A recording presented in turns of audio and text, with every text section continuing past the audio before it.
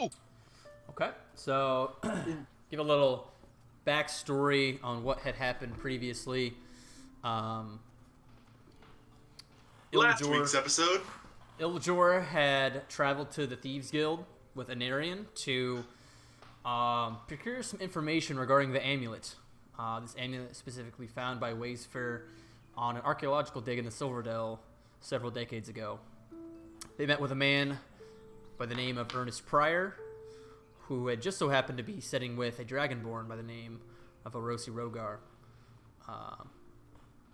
of Clan Orosi. He divulged some information for a favor, but highly recommended the party to go to the city of Jaluth and find a scholar for more information. He also gave them some gold for their travels and tasked Orosi with a particular job, as Orosi is pretty used to taking jobs here and there. You guys had left the city of Anchorage by way of horse and carriage, and through your travels, stopped by a treant. World Pine. What was it? Pinegar? Pine Tar. Pine Tar. Door. I think it was Pine I Tar. think it was Pine Door. I thought it was Pine Door. Pine Door. I don't know. I I came think up with that on the fly, so you're probably right. We'll find out. Yeah, a dead treant. Ildor paid his respects. You guys fought an owl bear. And Kind of fucked it up. Yeah, and I rolled a lot of ones. you did roll a lot of ones, but thankfully you guys took it down without much damage to the party. I believe Anarian and Orosi took some damage. I definitely got bloodied. Yeah. I'm uninjured. Yeah. And then you guys had camped out at the Dowrick, I remember, and journeyed a little further, probably about a couple hours, and ran into three brothers that were trying to hoist a chest into their carriage. They kind of explained to you their situation. You guys had helped them out, and they invited you back to their cottage for dinner, which Iljor and everybody else greatly obliged. So, where we start tonight is you guys have currently gathered your things along with the three brothers, and you are following probably 15 to 20 feet behind the three brothers as they make their way winding down the trails. This part of the Silverdale is pretty hilly. I thought we made it to their home already. No, this is like on the way. Oh, okay. This part of the Silverdale is pretty hilly. So going up and down and weaving throughout the trees, in some rough parts of the trail, you guys eventually come upon, off the main road, a gated area. Very small, wooden, very old, very not well kept. You see their carriage turn, and Iljor makes the turn with them, and you guys wind around a hill, and you could see off in the distance, peering over the Silverdale on a large hill, this grand 2 or 3 story cottage that is basically, think of like an old plantation house, kinda. Think of like a ranch style house. Kinda. Think of like Night of the Living Dead when they're all like fucking kill no zombies. Like we get the house on the hill. I'm not sure if you guys ever seen Night of the Living Dead, but like it's basically a giant house on a hill. And it's a lot of open area that they can see out. But yeah, like I said, the house itself looks to be pretty old, but pretty well kept. You're not really sure what three brothers would be doing in like such a grand house like this, and why they would all be living together. But anyways, they stop short of kind of like the front porch area, and there's various things strewn across the lawn, various tools and such. But for the most part, it looks pretty clean.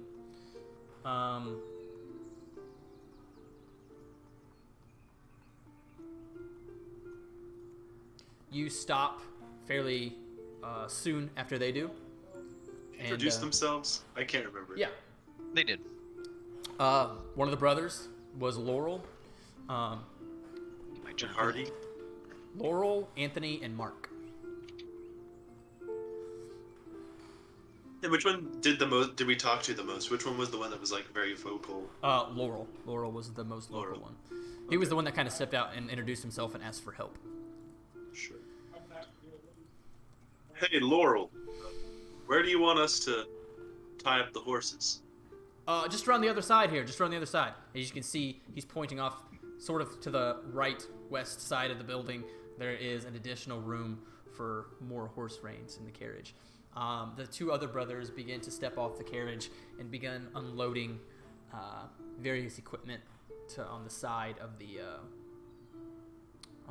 house. I would like everybody to make a perception check real quick. We're not going to use passive perception. Passive perception, I'm gonna have to like get more used to, because then I'll have to write down everybody's numbers.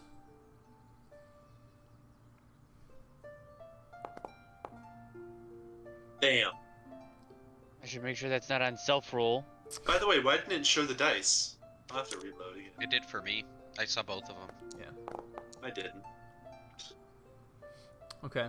Anarian, as you guys are taking your things and preparing to unload, well, not really unload, but get off the cart, you notice probably around 50, or actually maybe like 70 to 80 yards out, away from the house, this sort of half-built shack type thing that looks newer in structure, like it had been built recently. You said half built though, so it's like mid construction. It's sort of it's probably about 90% done. There's still various as you begin to concentrate, there are various tools around the place in small scaffolding, but it is sort of a full structure. Just I guess to a layman it would be almost a complete structure, but there's still various structural things that they would have to test to make sure. But for the most part, it's pretty complete. But it looks fairly new. Anyways, as the brothers are all kind of finishing up, taking what they have out of the carriage, Mark, who is amongst the shorter of the brothers, kind of wipes his hands. Shall we come inside? Well, we'll get the horses tied up and then we can come on in. Okay. So we're still in the back of the carriage, right? Me and Erosi. I guess you guys would be up to where Iljor is tying them off, so I would assume that you guys would be out. Are we? But... Okay. I'm gonna wait until it's just us three, for a moment, and I kind of want to speak to the rest of them, or to the other two, to our party members. Okay. Mark begins to circumnavigate the building to go to the front door. As you guys saw when you came up, it was like you saw the front of the house where it's like a giant porch and a singular door and windows, and you guys are kind of like on the right side of the building. But Mark circumnavigates the building to go through the front door, and Laurel and Anthony are getting everything situated on the side of the house. Anthony begins to make his way around the other side of the house to go inside as well. And Laurel asks, "So, is there a problem?" Who does he ask? Me and like just the party. The party here? Because you guys are just kind of sitting still. I mean. Oh no, we're just. We're just preparing offloading, not offloading, but getting everything staged, I guess. Getting our carriage set and secure. Okay, well, go ahead. You can meet me by the front door whenever you're ready. Yes, momentarily. Does he walk away at that point? Yeah, he leaves you. Okay. He leaves you be. I'll just quickly to Erosi and Iljor. Keep your eyes open These men seem friendly, but we are in the middle of nowhere, and they are the only other individuals around, and I'd rather us not get stuck in a shitty situation. Be a terrible thing. Fair enough. Be invited into a home and be a guest, only for Yes, us to have our back stabbed. Not everybody in this world is very truthful. Good enough. But after that, I will just secure my.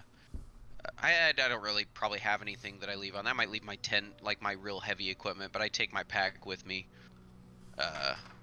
And my, I'll leave like, my sword, of backpack. course, I'll leave my backpack in the truck. in the truck. In the Yep. truck, yeah. In the back of the Sure. pickup. I'll leave. In the back of the Explorer. Yeah. I'll leave. Back of the cheap my Grand Cherokee. my backpack. Okay. It's a I'll Ford be- brand. A whopping Ford brand 2 horsepower. Hey, yeah, hey, 2 hey. horsepower. Oh, jeez. Spirit and soul are worth more than their weight as a normal horse. Okay, it's at least 3. Is there anything else Yeah. you guys would like to do before you make your way to the front? No, I just make sure all of our. I mean, we don't really have a lot of belongings between all of You us, said but I it- make sure the cart is secure. I leave my You said- my tent, and my heavy items there, and other than that, I just make my way to the front door. And you said it's like on a hill, right, Ryan? Is there like any risk at all of the cart like happening to roll down the hill? No. Okay. They I'm usually just gonna have You have stoppers Well, as well, like like assume blocks that. that people put under. Yeah. Okay. I just wanted to make sure. We're all good then. Okay. Let's head on inside. I'm getting hungry. It is roughly 5 o'clock, roughly, as you guys make your way to the front of the house where Laurel stands. Perfect. Would you like a tour? I can show you around. Oh, absolutely. Your home is beautiful. Thank you. It was my grandmother's, or our grandmother's, I should say. Come on in. As he opens the screen door, and pushes through. And they got a screen door? Yeah, bro. It's got a screen door. Damn! As Laurel pushes us away through the doorway, you guys follow quickly behind him. Stepping into the hardwood floors, this is essentially the definition of like a early 1800s home in terms of like this time period, I guess. So nothing's too fancy, but very classic. Very classic in its interior design. You come into a long hallway to the back of the house.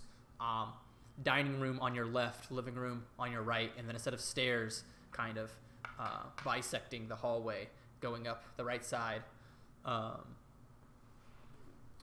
Laurel kind of turns around as everybody comes through.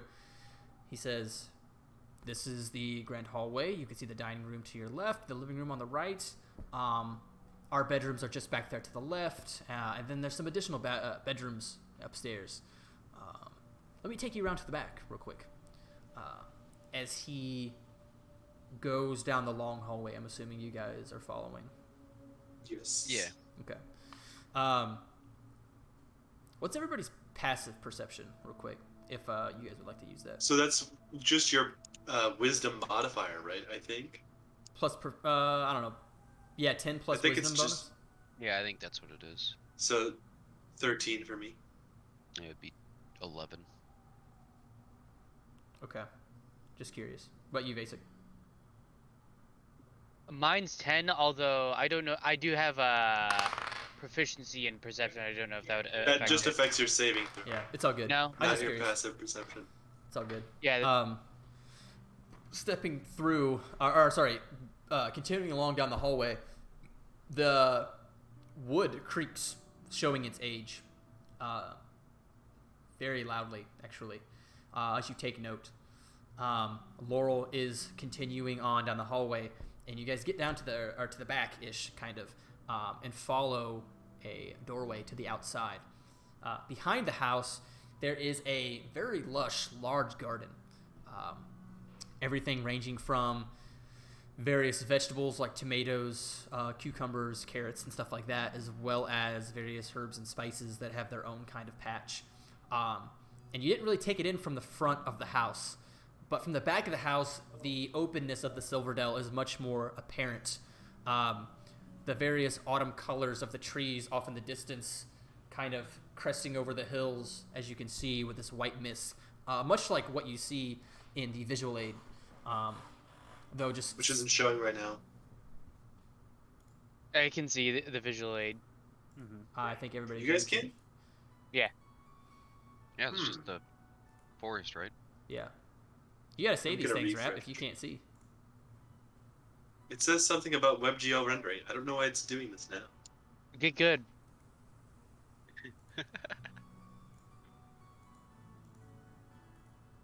Well, it wasn't. It literally wasn't doing it Saturday. You're the only one that has problems, man. I don't know. I refreshed. See if it brings you in now. Oh, whoops. Nope. Your Yeah. browser does not currently support WebGL renders. Okay. Yeah, next time we start session, I'll just make sure everybody's on the same thing. Because, like, if nothing's showing up, you guys gotta let me know. No, I'm good. Yeah, I'm doing all right here.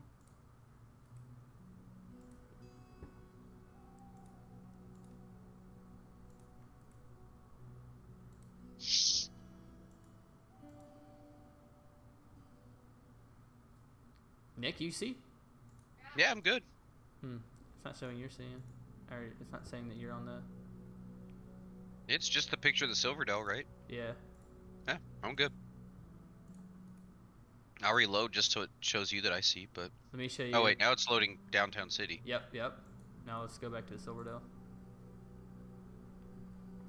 I'm Nope, also it good. didn't even show anything loading for me.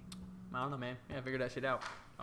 Reload your browser, like, relaunch your whole browser. Yeah. Yeah, that's fair.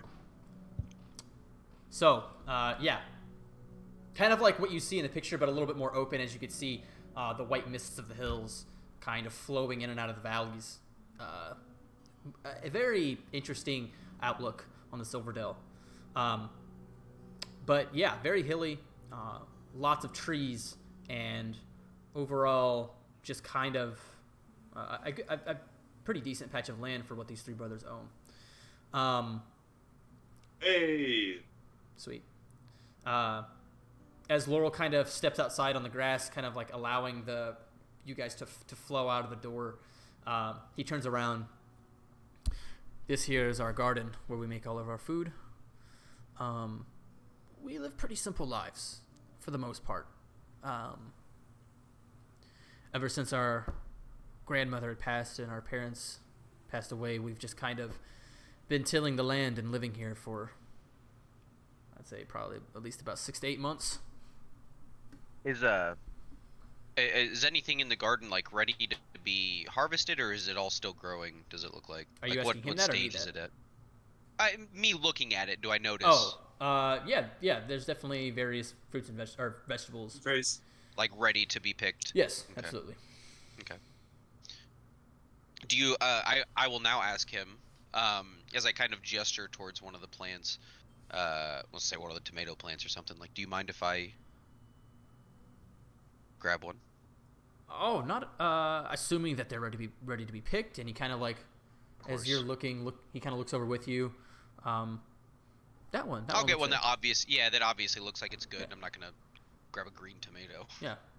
He says, please, absolutely. Yeah, Taste. I'll take one. Give it a try. Okay.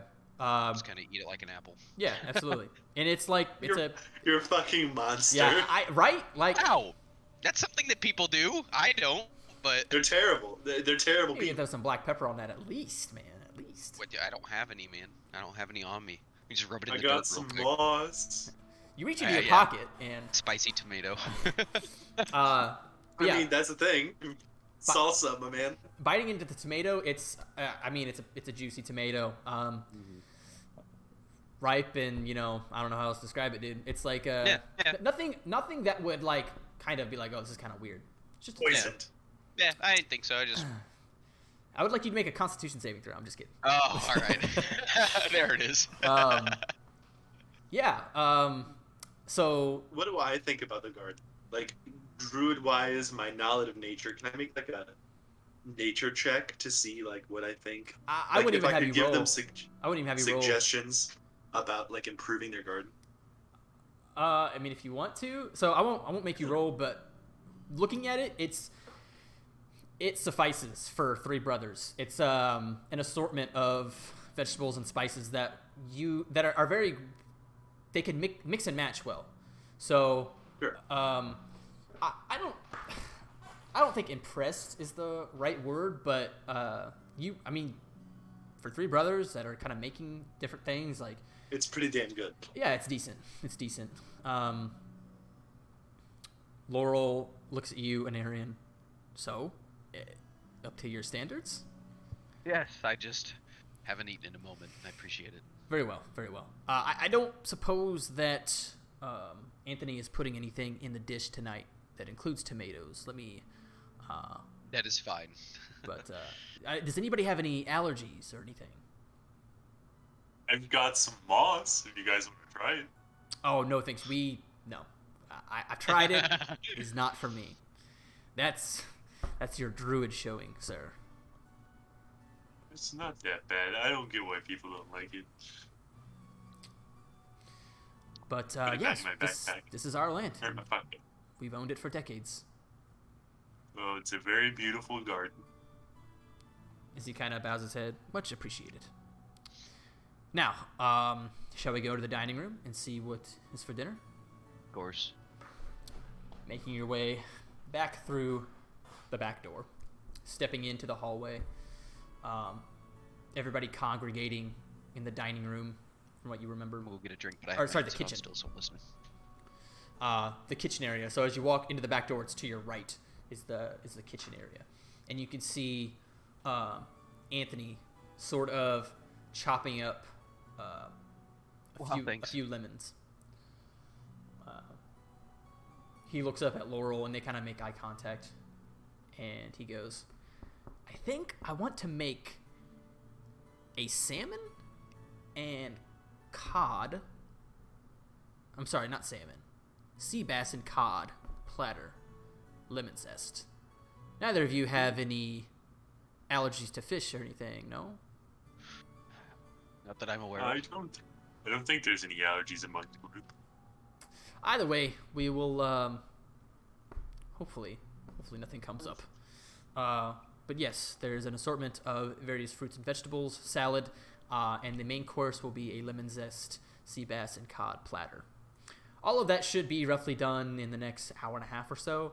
If there's anything that you guys would like to do while you're here, just talk to Marcus. But yeah, our house is your home. Much appreciated. I can help tend to the garden if you guys have anything that needs done. Absolutely. I don't believe so. You might have to check in. And then Laurel kind of interrupts. He's like, yes, absolutely. I will take over from here. I don't believe we have anything besides just picking various things. But Sure. but yeah, we can take a look. I'm sure a druid of your stature could maybe teach us a thing or two. Well, of I course, I'll do my best. I look to Orosi. Would you like to spar in the meantime? Practice our skills? You're muted. You are muted. Stop muting yourself. I don't see too much else to do in the moment. Good. Yeah. I'm not going for blood or anything. We're just basic sparring. Okay. Yes. We wouldn't happen to have any sparring sticks, would we? All I would have is my fists, so. Oh, I'm not Some afraid of trees using outside. my blade if you are not, as long as we don't strike one another. There's some trees outside. Yeah, you guys could you could do something like one-on-one where you wouldn't necessarily have to make contact with the other. Yeah. Just there'd be an understanding of like if the It'd be punch a would have landed. stop short. Yeah. Yeah. And kind of play Stop off short each other sparring. during the thing. Yep. Yep. Yeah, absolutely. You guys can like practice that out front, as Laurel and Iljor are sort of tending to the garden, picking various vegetables for the salad and the steamed vegetable portion of the meal. While, sorry, go ahead. I just have an idea here. So on Druidcraft, the cantrip, it says you can make a flower blossom, a seed pod open, or a leaf bud bloom. Now, if I came across something that wasn't quite ripe yet, do you think I'd be able to use Druidcraft to make it ripen up a little bit? To make Yes. it ready for use? I would say that. I would rule that. That's fine. Because I'm not saying like, oh, grow the whole ass fruit, but it's like Right. not quite ready yet. Right. It's not like you got fucking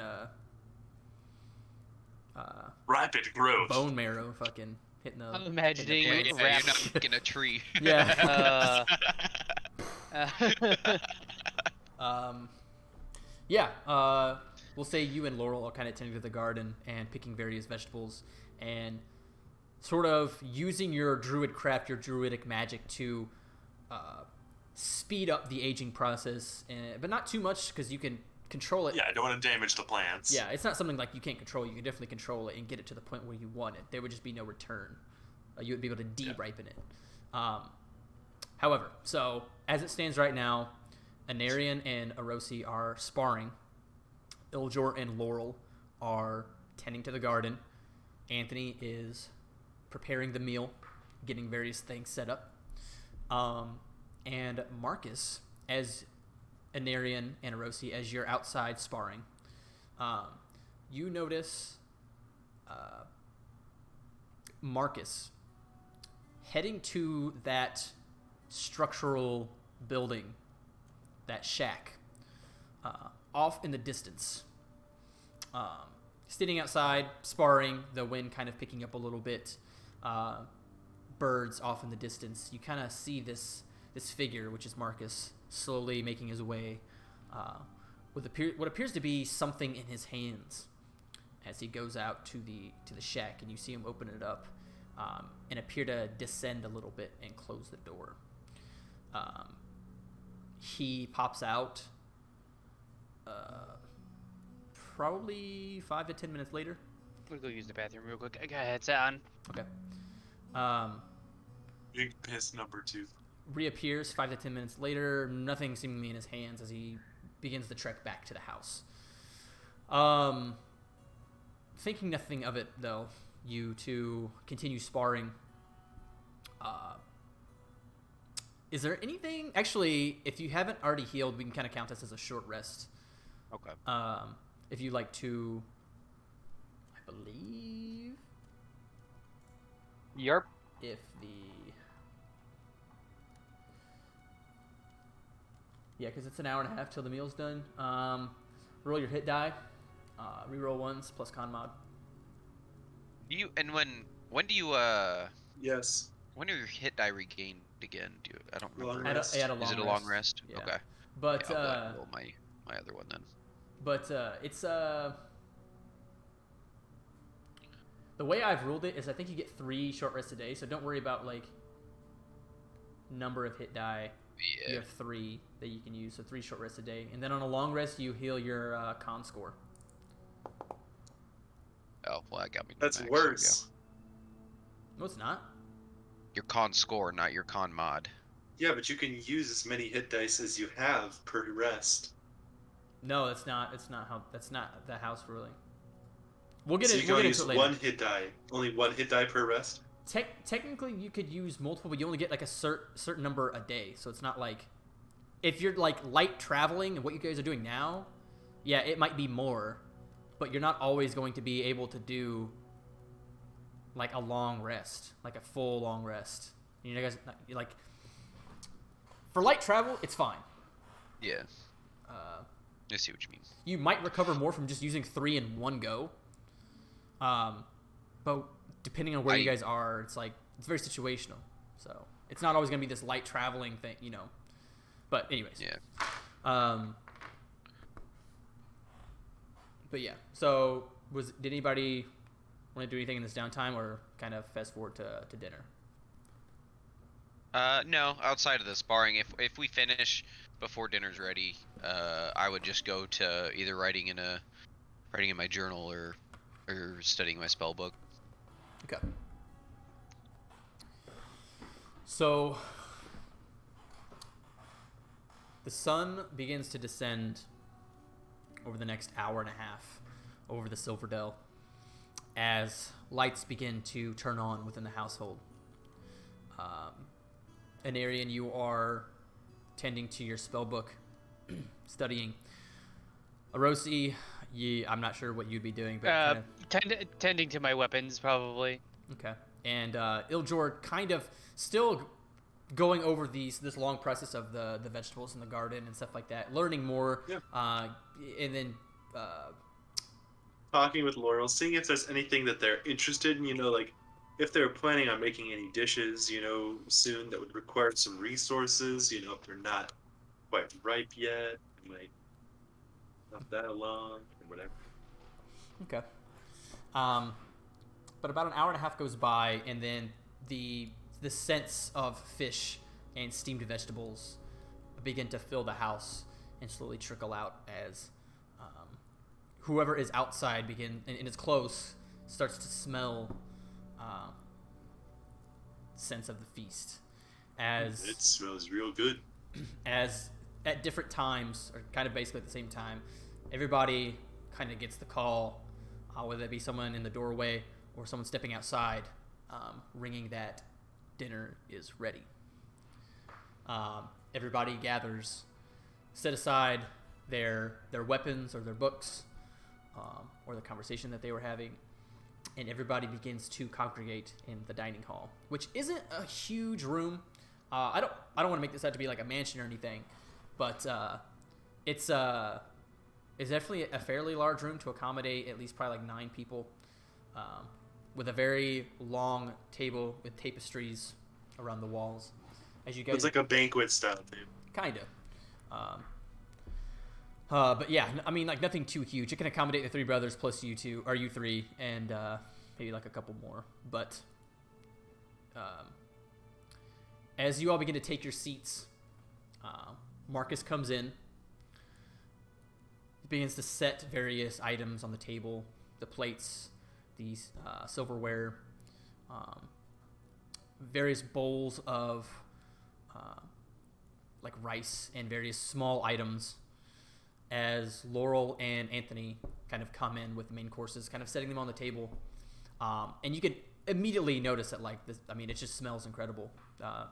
They spend a lot of time on providing this meal for you guys. Like I said, fabrics on the walls and everything. It seems like a pretty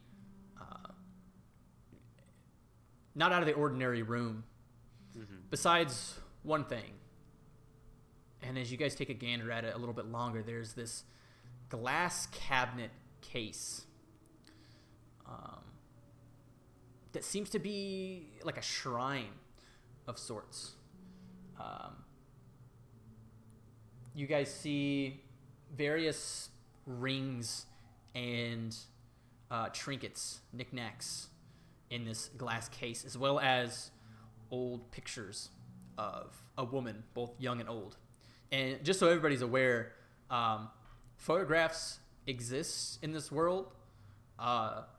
If there would need to be a photograph taken, it would be in a large city. And if it was... The villages in small towns also have access to this technology, but it's solely ran by the law enforcement and the arbiters of the town, just for The mugshots. just for purposes of keeping records of criminals, both old and new. So, just so you guys are aware, pictures and frames are fairly commonplace. Usually of people for the most part. Only the rich would technically have access, and they're not portable as well. I mean, in terms of like small, like they're large, carried by 1 or 2 people. Like the device required It's to like- take the photos. Yes. Yeah, Yes. it's like the first cameras that we had. Yeah. But With the flash actually- pan and shit. yeah, with the cover over, and you got to make sure. Yeah. But digressing from that portion, this glass cabinet pictures of a woman, both young and old, and various kind of what seems to be magic items. A bag, some rings, bracelets, knickknacks, necklaces, and stuff like that. And yeah, the food is now on the table. The brothers have taken their seats.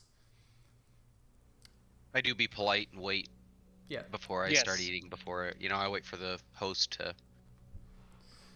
As Laurel sits on the other end of the table. So, what do you guys think of the place so far? Very quaint. A very nice home. Beautiful landscape.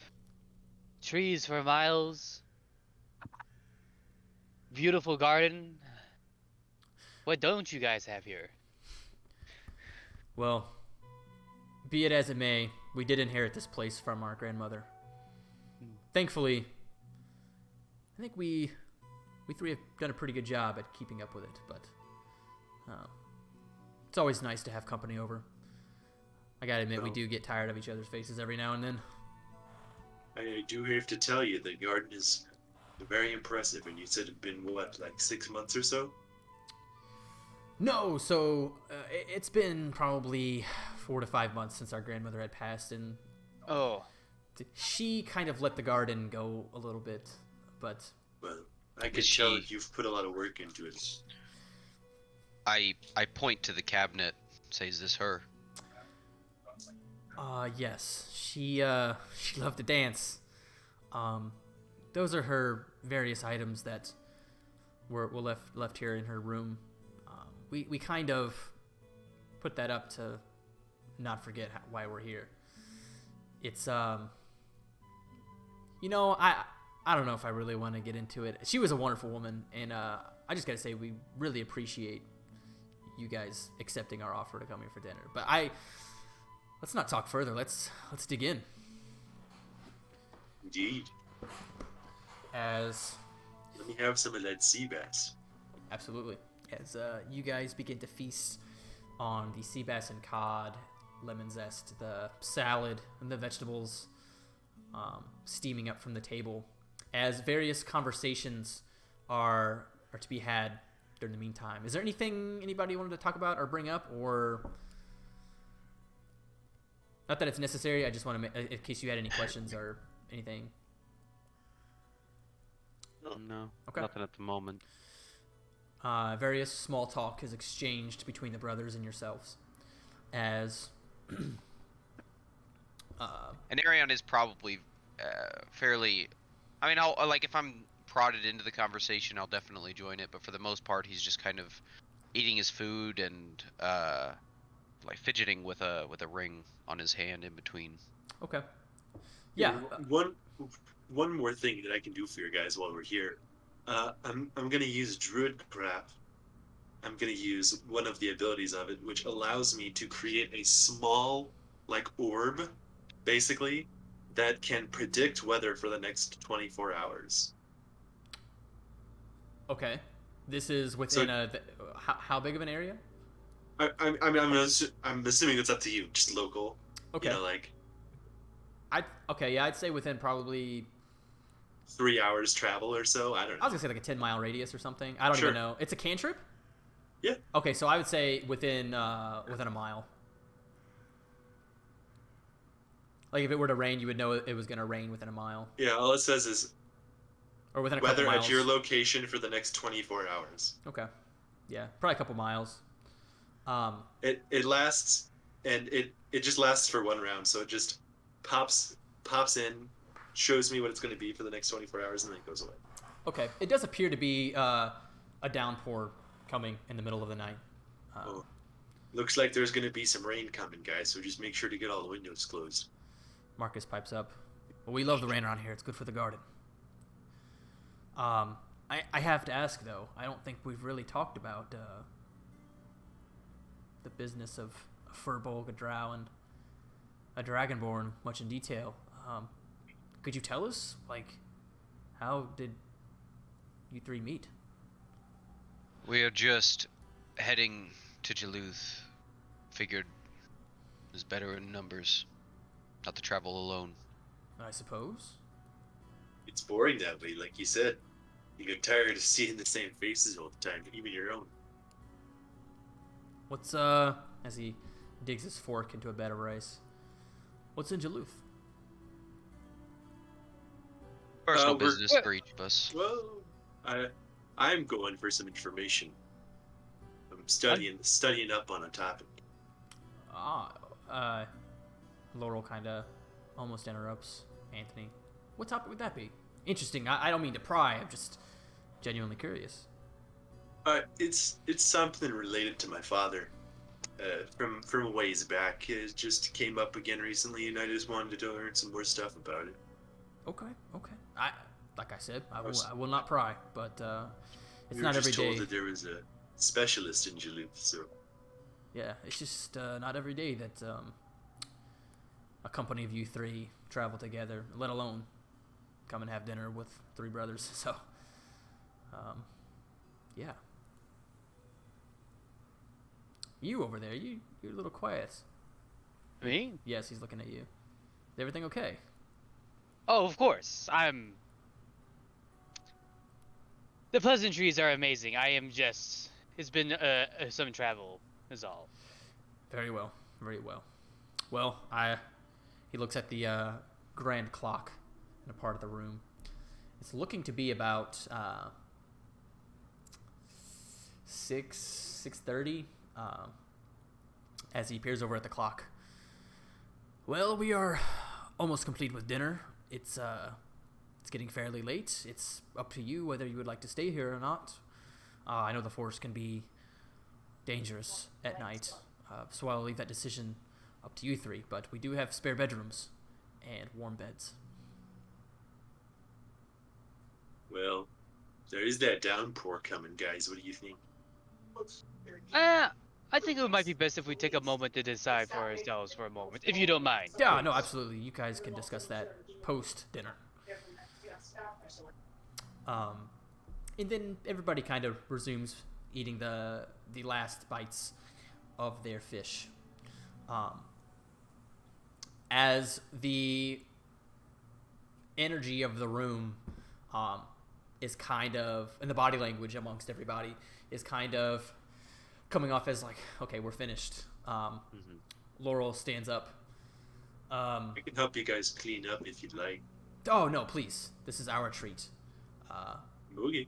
As the brothers you. gather various things, plates, and walk into the kitchen where you three remain in the dining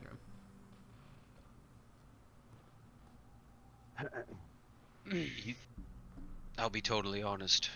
You two are the only real company I've had in a few years, and not exactly a very trusting person. And I don't know that we should stay here for the night. I think it might be best if we keep moving.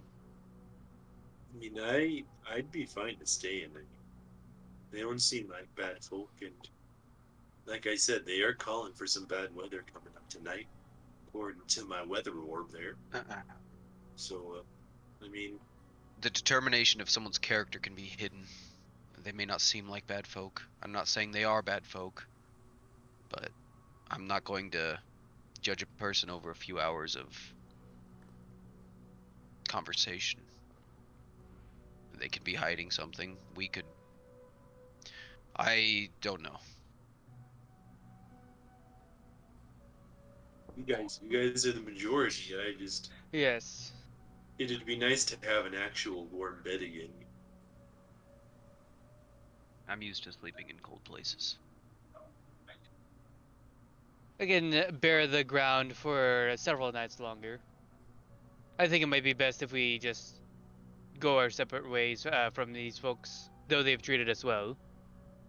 Yes, I do not say that I don't appreciate what they did, but it was a reward for what we did, or what you did, Erosi. Marcus steps into the room. Can I get anybody anything else? We're just cleaning up in here. Some wine. Anything at all. I am okay, I think. Okay. I appreciate the offer. It's all right. I think I'm well as is, but thank you. Perfect. As he grabs some more dishes from the table, to where it's almost completely clean, and then proceeds to walk back into the kitchen area.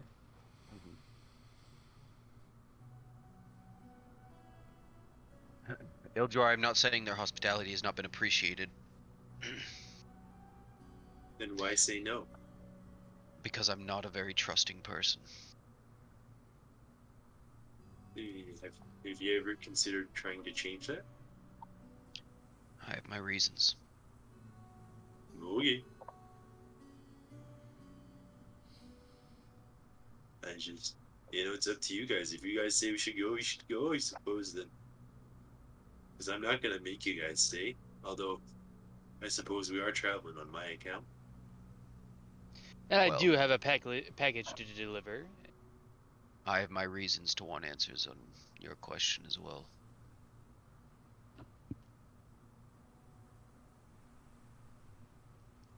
So, when shall we make our final goodbyes and thank yous? Should we do that now, or? I suppose so. Hey, And Rossi stands up from his chair, get up out of my chair as well. I'll clasps his hands. I'll knock on the doorway to the kitchen. Okay, and you see the three brothers kind of doing various tasks in the kitchen. Anthony kind of peers over his shoulder. Yes, Ildor. Hey guys, it was a great meal, but the guys are thinking we should just get to moving on the account. We got some business to take care of. So I really do appreciate the meal, but I think we'll just hit the road. The brothers kind of look at each other. Very well. Is there anything you would like for the trek? I understand that according to your magical orb, it does appear to be raining later tonight. I wouldn't want you to get caught up in a downpour, at least too heavily, without any proper protection. I think we got a tent that'll fit a few of us, and I got a sleeping roll if necessary. But it'll be okay, guys. I wouldn't too much. I am a druid and all. If you wouldn't Rosie mind, I would like to fill up my water skin at the very least. Oh, you're there? Are you there, Nick? I stood up with them. Okay. Yeah. I might not have picked it up, sorry. Okay. Marcus Yeah, kind of goes over. Sorry, go ahead, basically. I was gonna say, Rossi steps to the door. He's like, if it's possible, I would like my water skin filled too, please. No problem whatsoever. As they take your water skins, and begin to fill it with clean water. As everybody is kind of congregated in the kitchen now, Laurel speaks up. So, I guess that's goodbye. I can't thank you enough for the appreciation of stopping when we needed help and helping us carry that chest into the carriage. I must say your hospitality is very unexpected but appreciated. These parts don't house very many good people, but I suppose we try our best. Now, there's always a warm bed upstairs if you should find yourself in the area again. Absolutely, I'll Of course. definitely check up on you guys if I come through the area again. And he reaches out his hand to shake your hand. Orosi Shake. goes. Orosi goes to outstretch his hand to shake. Laurel, thank you very much. And then Orosi turns his eyes towards Mark and Anthony. He also does the same for them as well. Okay. Handshakes. I give- Sorry, go ahead. Instead of handshakes, I give each of them a curt bow. Okay. Fist bump. Yeah, you dat them up. It's all good. Yeah. Handshakes and social expressions were had as you are followed out of the house, just making sure that your carriage, which doesn't appear to be touched whatsoever, is ready to go. And Assuming the horses had access to like some feed or something, like while they were tied up. yeah, absolutely, they were well kept, and you still have enough to make it to Wilhelm. As you guys tend to the reins of the horses and get everything set up under the supervision of the brothers, you guys give your final farewells and make the trek off in the dusk down the hill, waving goodbye. As you leave them, looking back, the cottage kind of casting this shadow on the bottom of the hill as three figures you see waving off in the distance, waving goodbye. As you weave your way down to the tree line, you hit the main road. It is approximately probably 6:30, 7 o'clock or something. You guys spent a good few hours there. Or actually, sorry, it'd be like 8 o'clock, I think. Spent a decent time there. Had a good meal. Upgate. Well fed. Yeah. Collecting them status fix. Yeah. Alright, boys, let's get to moving. You guys Soul, are spirit, come on. you guys are making your way to Wilhelm, and you're probably about 6 hours away.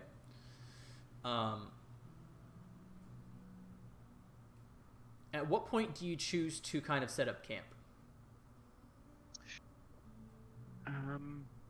I'll keep an eye out. If anywhere seems particularly nice, I'll have a stop there. I mean, like if you had a time Otherwise- frame like 10 or 11, just so I can understand more. Like what? Yeah. Yeah. Try 10 right o'clock, about yeah. like end of the night Yeah. Okay. or beginning of the night, I guess. As dusk falls. Okay. Yeah, you guys journey for another couple hours. You're probably around 4 hours away from Wilhelm, but it's getting later in the evening. You are growing tired, and you find a decent patch of grass to set up your tents and a campfire for the night. I'll use mold earth to make a little fire pit to put the fire into, Okay. just so don't put the forest at risk.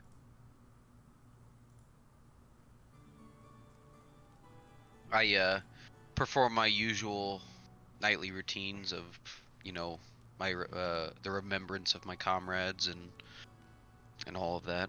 My meditation, which I think it's only like 4 hours of meditation I have to have. Yeah, 4 hours. So Okay. I will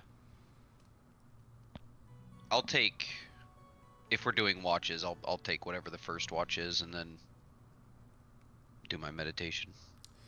Okay. Setting up camp in the campfire, just as a sense of warmth. Snacking on your rations, as it's been a few hours since you've ate, but just snacking. You're still pretty full. Setting up your tents, getting ready to lay down for the night. Anarian takes first watch, as Iljor, you lay your head down, and Arosi likewise. Is there anything that you two want to do before heading to bed? I would just look up at the stars. Okay. And being with Clan Arosi, you are no stranger to the stars. As members of your clan would talk very highly of them and the various constellations in the sky. Almost as if they were omens or signs of things to be. Just taking in the atmosphere deep within the Silverdale. Sleep eventually finds you two, and a couple hours pass before Anarian, you grow tired and eventually drift off into your trance, though no signs of danger appear to be present. As you slowly drift Is he off. the only one that took watch? Well, Apparently I was just reading the trance that here, let me get that drows get, and apparently while they're meditating, they almost like a mental exercise, they can force dreams upon themselves.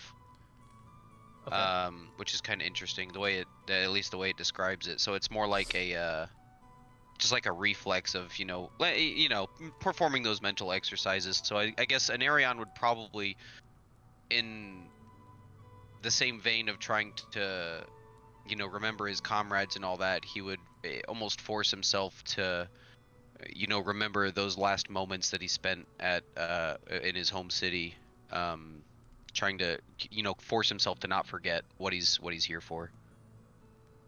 Okay. I guess it would really be up to you if you want to. Yeah, Or, just for flavor. Well, I mean, like, it would be up to you if you want to wake anybody else up for the next watch. Oh, I would definitely wake somebody else up to take watch. Okay. I don't want to leave our camp unwatched. Who are you waking up? Who, when we did set up camp last, who took watch? Because I know it was me and No somebody one. else. Yes. I don't think we actually said who was Oh. taking watch. You did not. Okay. There was no watch. I'll go to Iljor. I know Iljor a little bit. I've known him slightly longer by a handful of moments. Right. Naturally. Iljor, you are woken up after several hours, kind of in a daze as to why the hell Anarian's waking up, but then What's going on? Figured somebody else should watch the camp while I get my rest. Yeah, that is probably a good idea. Just a few hours. Wake Hiroshi up. Is the moon out, Ryan? Can I see how the clouds are looking at all? let me go ahead and reference the calendar. There we go. Hell yeah, boy. Yeah, first time, boy. It's getting its use. It's actually a new moon. It's a straight new moon, so it is dark as hell outside. So I can't see shit. Okay. You cannot see. Yeah, no, you would not be able to see anything. And I don't have dark vision, right? No. Oh dang, Furbolgs don't get dark vision? Nope. We're giant king, my man. We don't That's get fair. no dark. That's fair. So I'll take a seat, with my back to the fire, so I can see a little bit better. So the light doesn't impede my vision at all. Okay. Warm my back up. All right. As you rub your eyes, kind of adjusting to the darkness, you listen to Anarian shuffle in his tent as, for the most part so far, you haven't heard anything in the forest. Anarian, as you shuffle in your tent and begin to indulge in your trance, thinking about your moments in Starstrider Hold, contemplating what exactly happened in the last 7 years, how things have changed so much, and where you could be in another 7 years. Thinking of all the good times that you've had on both sides of the 7 years. I would like you to roll for initiative. Okay.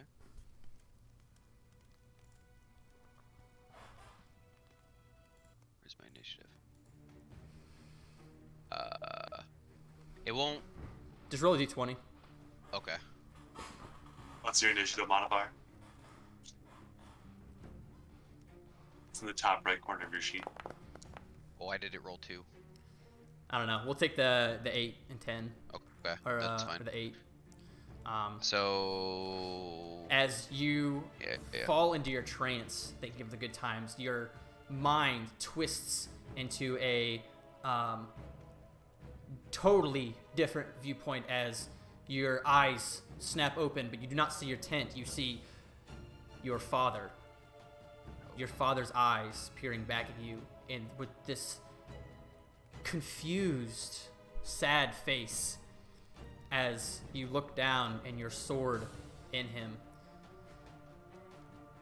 As you thrust the sword out and your father falls, barely saying any words, you turn to your left, and the guards that you have pushed aside have now stood up as you're thrust back into this seemingly new memory.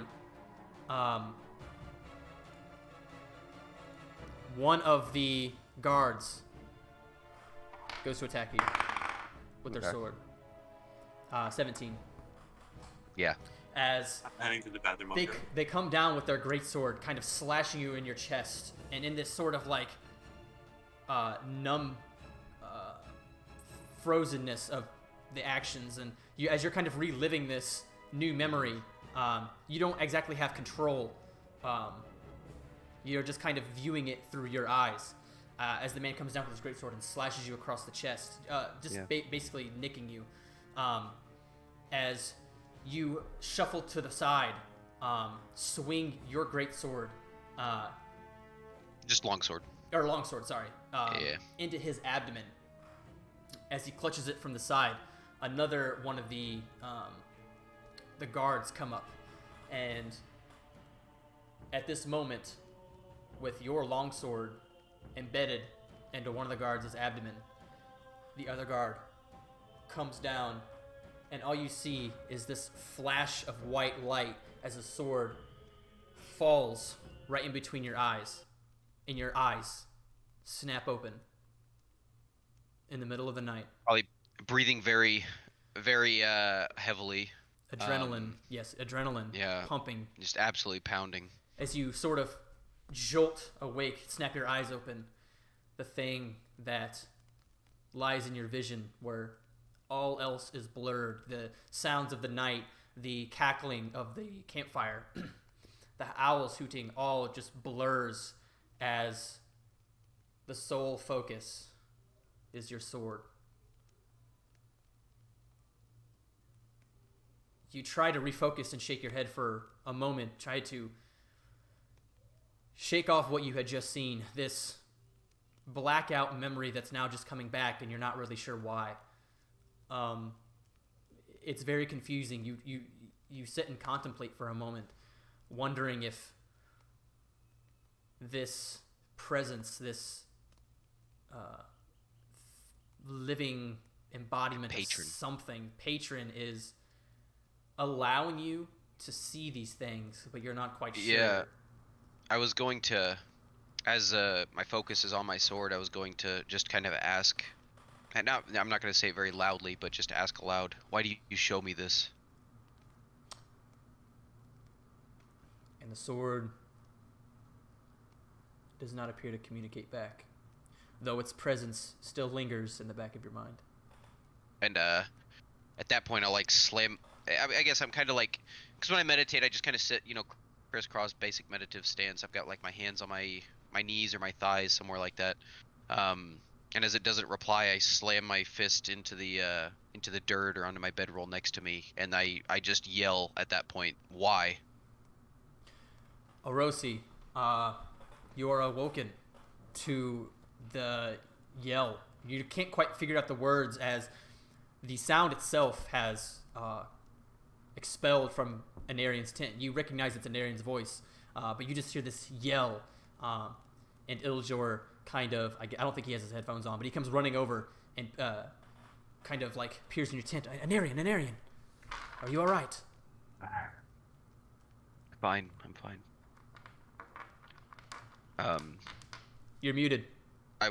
Me? No. Oh, no, he's sorry. looking at me. Orosi pops up with a spear in both hands and rushes over to Anarian's tent. Is everything all right?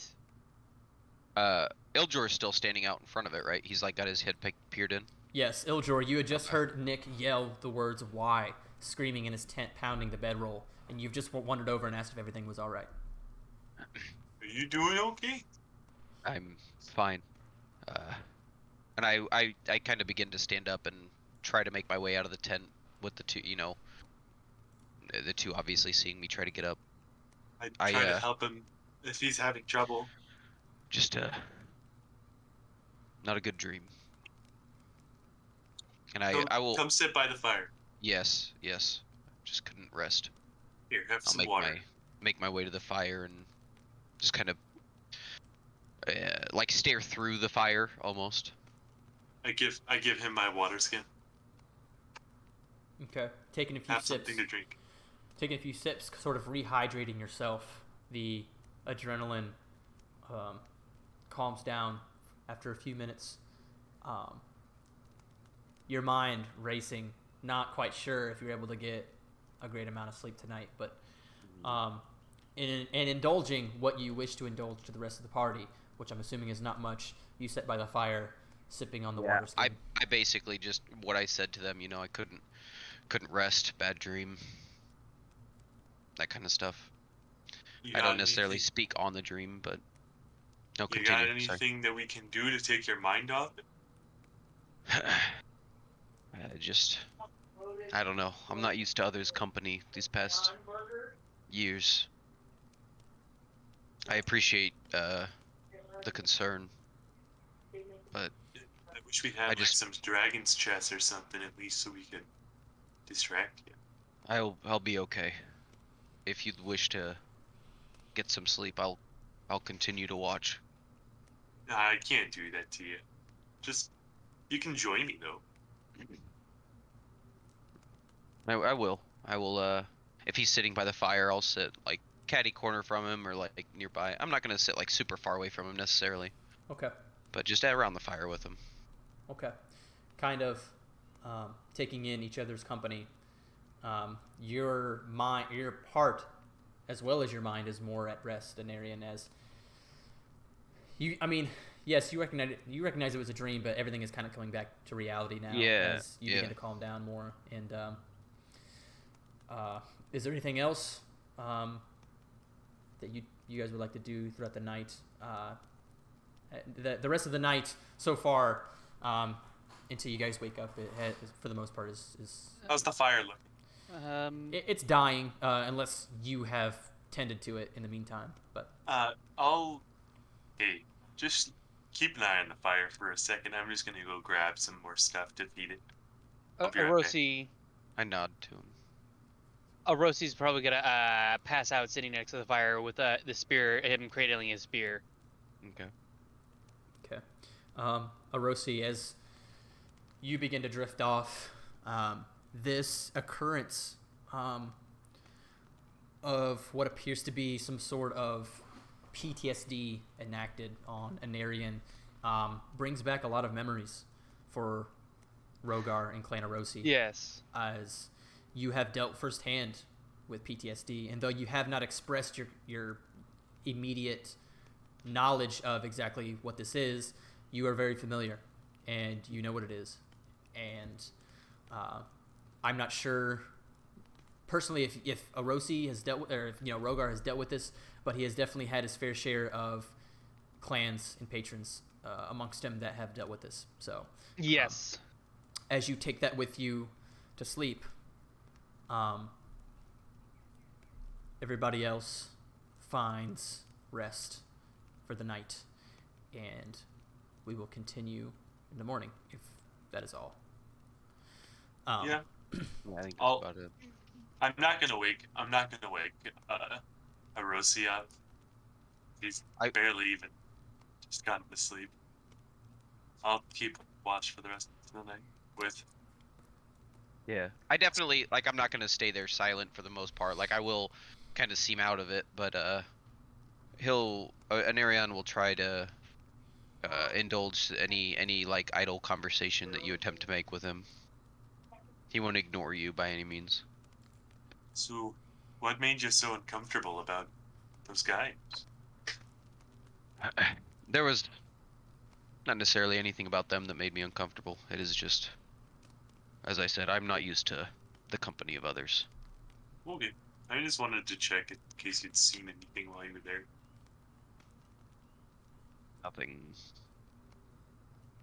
Nothing too out of the ordinary. I just wanted to make sure.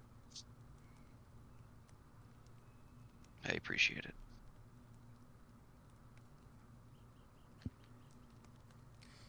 Otherwise, I'm just gonna sort of relax by the fire. Yeah. The same. Till morning.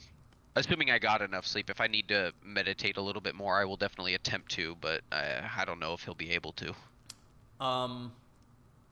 Iljor, do you want to switch off with Arosi for the rest of the night? If Anarion seems okay, maybe I'll let him handle it. I'm not gonna wake up Arosi. Okay. As watches are exchanged between Anarion and Iljor, though morning does come, and on your watch, Iljor, I want to say that you guys would kind of leave Anarian to get a decent amount of sleep. Though you have had little sleep, it's enough to kind of get you out through the day. But just for the concern of Anarian, you let him sleep in a little bit, if that's fine with you. Yeah. If that seems. He seems like he needs it. For sure.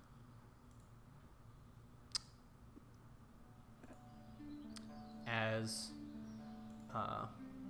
morning greets everybody, the sun now cresting through the trees.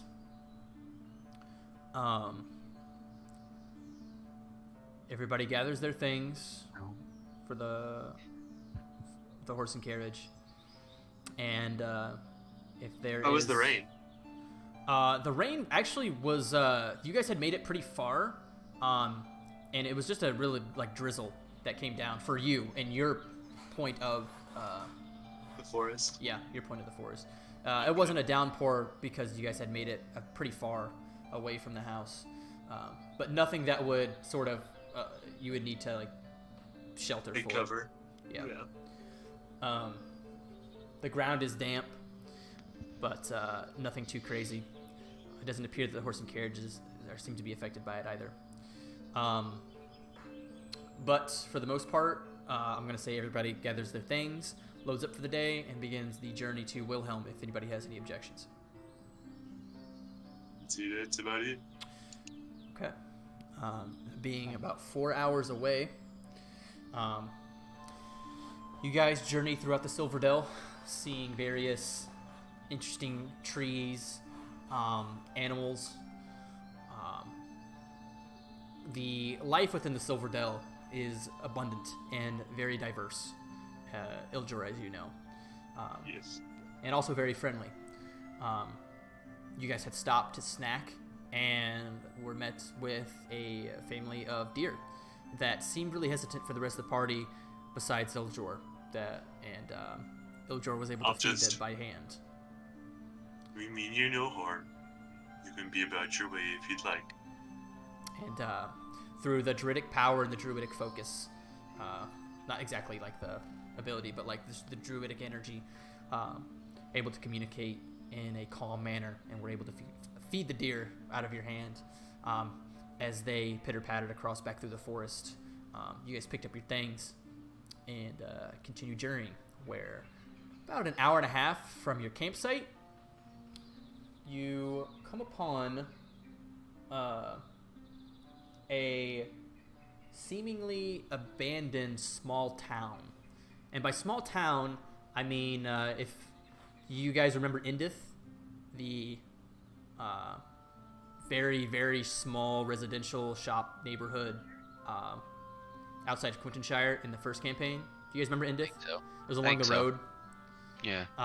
It's basically just a street.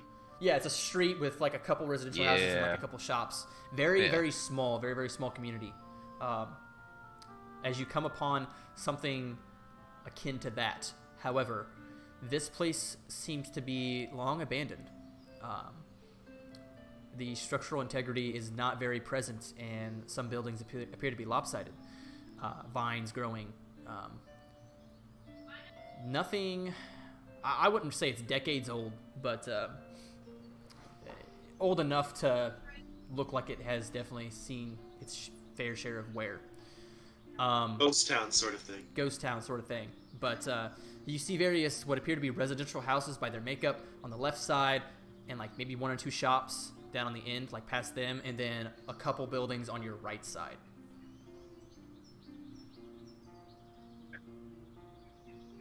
And all of this seems completely abandoned. There's not a single building here that looks like it's being used. Correct. There's no signs of life, at least intelligent life, that you can see. Should we call out for someone, just in case? I wouldn't bother. If anybody's living here, obviously, they don't really want to be messed with, I'd say. I suppose we could also be announcing our entrance as well. As you This is just along the way, right? This isn't. yeah, this is along the way. Okay. As you do you go further? I'm curious. Like I would say we further do. Right. down the road into the Yeah, I town. don't or- really see any. I really don't. See, so the town is just Yeah. down the road we're traveling already, right? Yes. So I was just curious if So- you guys had stopped before you had entered, or have just continued along, just percepting. Probably at a slower pace. You know, I mean, we're just sort of like rolling Yeah. through the town, looking at the buildings and stuff. Okay.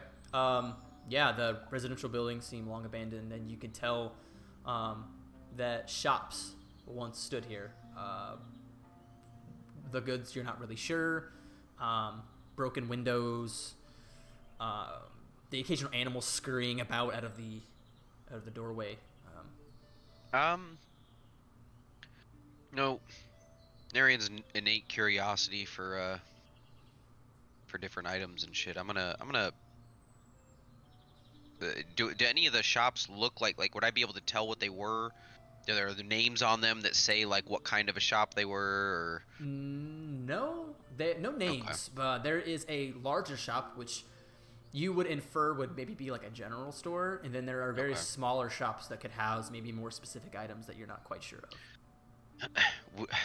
I chime in to Arosi and Iljor. We could take a moment, see if there's any supplies we could gather here. Obviously, nobody else is using them. Not exactly Sure, I one for guess. looting, but I suppose if nobody else has been here for ages. I'd hardly call it looting if nobody else is using it. This is salvaging. Sure. I'll just take a quick peek. You know, if he stops the cart, I'll hop off and just kind of take a quick peek inside and Yeah. see if there looks like anything might be salvageable here, or if it just looks completely decrepit. Okay. Iljor, you stop the cart to the side of the road, and I just want to make it apparent that like the middle of the road, or I guess the center part, is kind of oval-ish. Like it's like the street kind of comes out a little bit, just Like a a tad plaza. bit, kind of Like a roundabout. maybe not really like a roundabout. Like it's just kind of like broadens a little bit to kind of like in case some like people were to come by and like stop occasionally, they weren't in the middle of the road. Oh, okay. Iljor, you stop. Got a wide shoulder. Yeah. Iljor, you stop the carriage, and Anarian, you step off onto the damp ground as you begin to make your way towards this long abandoned shop. Go ahead and make a search check? I think there's investigation, isn't there? Search. Or is that just a investigation? Pathfinder thing? No, search investigation. I don't see either of those. Oh, investigation. There we go. Okay. Cool. Hey. Yeah, pretty 19. good. Yeah. I would like you to roll a 1d19. Can I do that? Is that a thing here? Yes. Yeah. Slash RD119. RD19. Or 1D19, I suppose you'd have to put. Okay, 1d19. There we go. Slash. Do I have to put a space somewhere? Slash R. I think space it's- 1d19. Yeah. 3. There we go. Yeah. Three. There we go.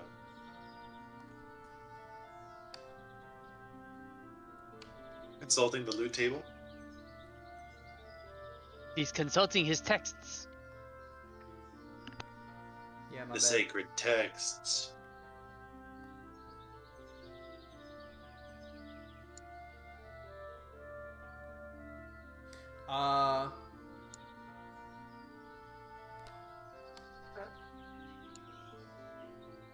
You find a +1 greatsword. Oh, okay. Holy shit. Interesting. That's Would some anybody sell else like to I don't- search? Yes. loot. Yeah. Yes. There it is. So I come out with it, you know, as everybody else is kind of waiting for me. I assume because I was the only one that went in at first. Mm-hmm. So I come back out with it, holding it. Does it in a scabbard and everything, or is it just a sword by itself? I'm unfamiliar with the term scabbard. Like a The sheath. thing that holds the sword. Oh, yeah. Okay. I bring it out, you know, holding this big ass fucking sword that I'm obviously not used to carrying. Well, it's the Well, same sword there's that you this. had. It's the same sword that No. you have. No, I use a longsword. Or my bad, it's a longsword +1. I thought you had a great That's sword. better. Okay. No. Okay. I need to fucking. Cool. I need to fucking keep that in mind. Okay. I will. So I kind of like attach it to my pack, so it's on my back almost. You know, attached to like the side of it. How you would like sling your rifle over your shoulder, something like that. Right. So it's just kind of attached on the back of my my pack there, and I come out. Well, I found this, and I point Ooh. to it. That's pretty impressive. Might need to take a look around ourselves. What do you say, Rose? Yes. Perhaps there's more to scavenge here. I use investigation, correct, for searching? Yeah, whatever, Nick. Yeah, investigation. Investigation. All right. Go ahead and roll a 1d13. Or whatever your modifier is 0. Okay, yeah, so 1d13.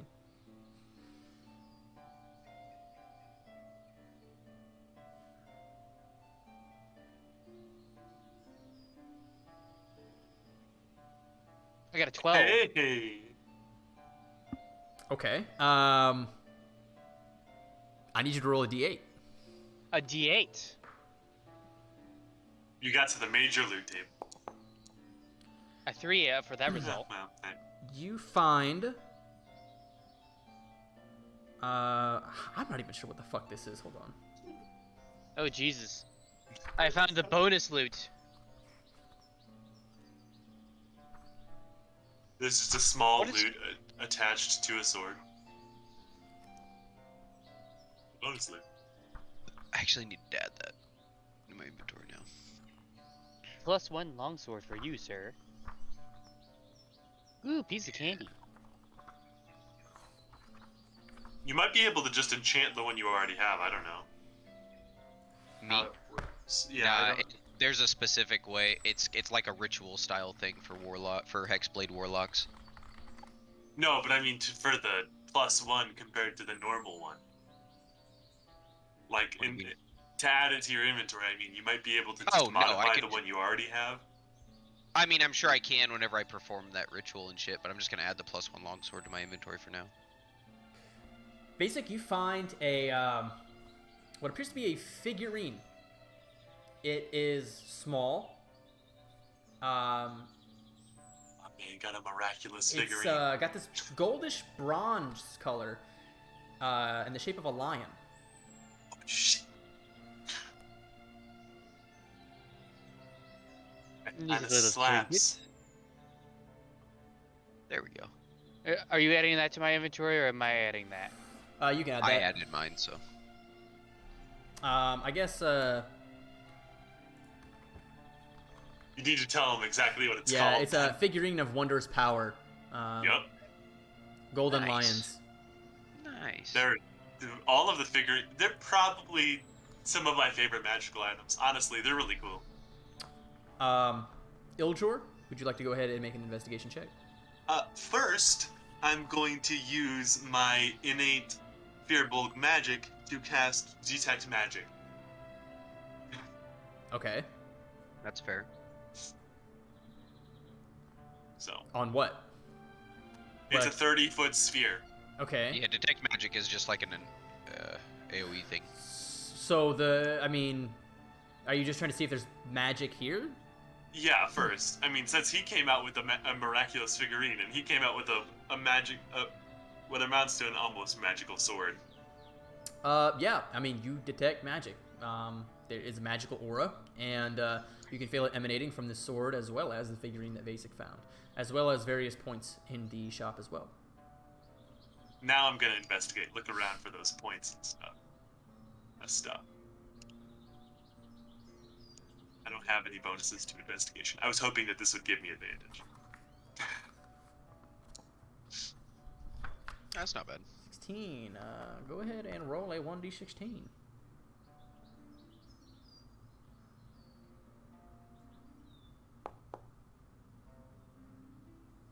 1. Come on, give me something. Detect magic? Nothing? You detect that there's magic.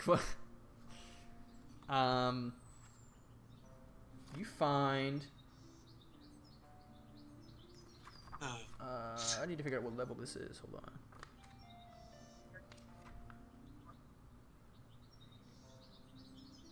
You find a small bag of holding. Oh, hey. Ah, nice. That's helpful. I think Yeah. it's a level 1, but which I'm not sure how much that can hold, but we'll look in the future. We'll What is it? Control. What's the search all? control space. Bag of holding. I guess there's just one bag of holding. I thought there was like levels.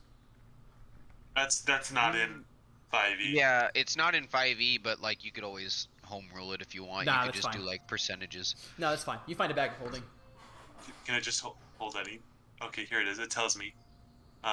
2 foot can hold up to 500 pounds, but cannot exceed 64 cubic feet. It weighs I'm gonna be 15. real, man. Like that's a pretty poggin' fucking magical item to find at level 2 for a party. That's helpful. Yeah. Yeah, and as everybody seems to search throughout, those are the only items you guys find. I'm gonna put my backpack inside my bag of holding. Very well, very well. Anybody else got anything that they want me to carry for them? I'm not entirely certain what that little trinket that you have is there.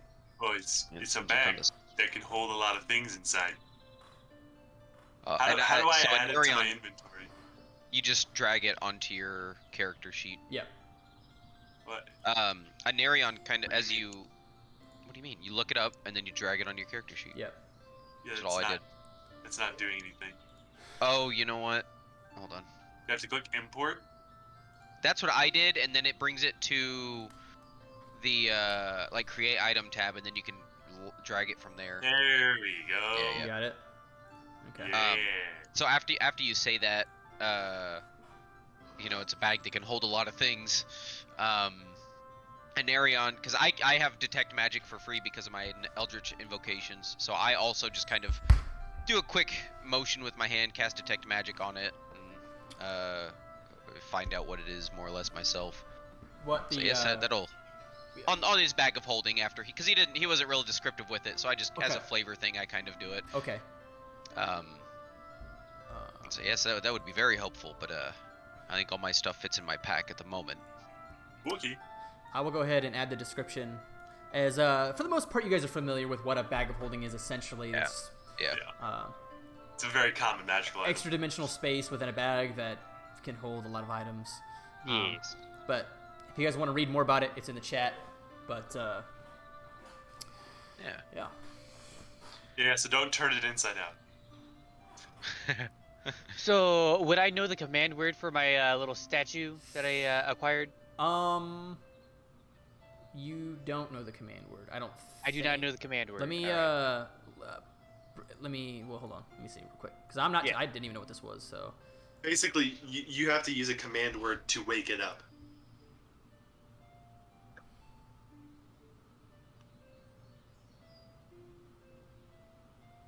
They're actually really cool.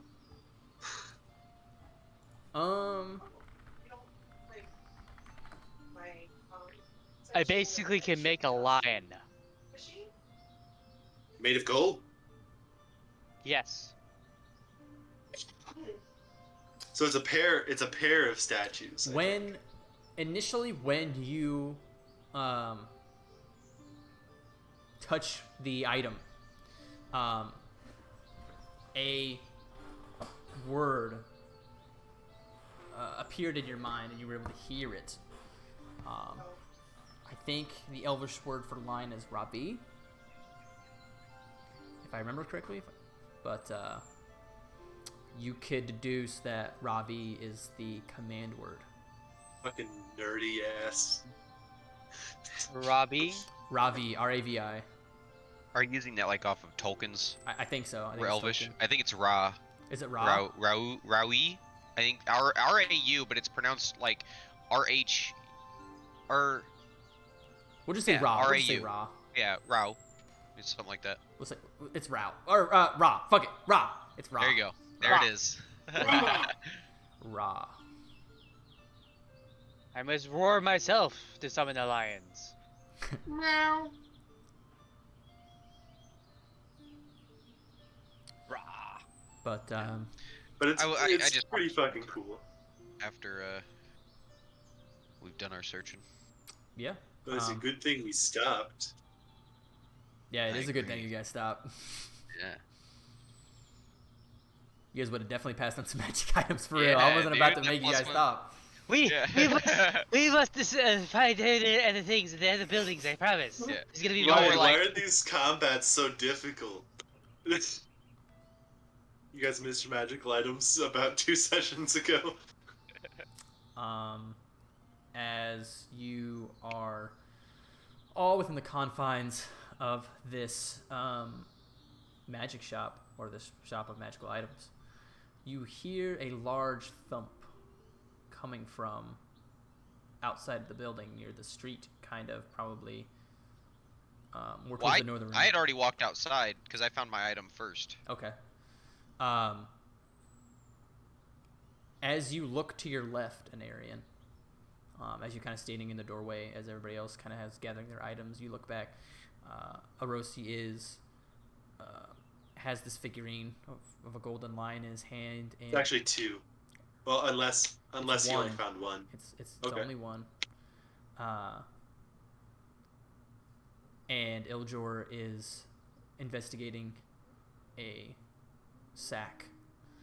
You look to your left, and what appears to be a large ogre-like being, fat, blue skin, walking, just kind of cresting over, or cresting around a tree, as he appears to be in your sights, or you appear to be in his sights. He doesn't appear to be reacting.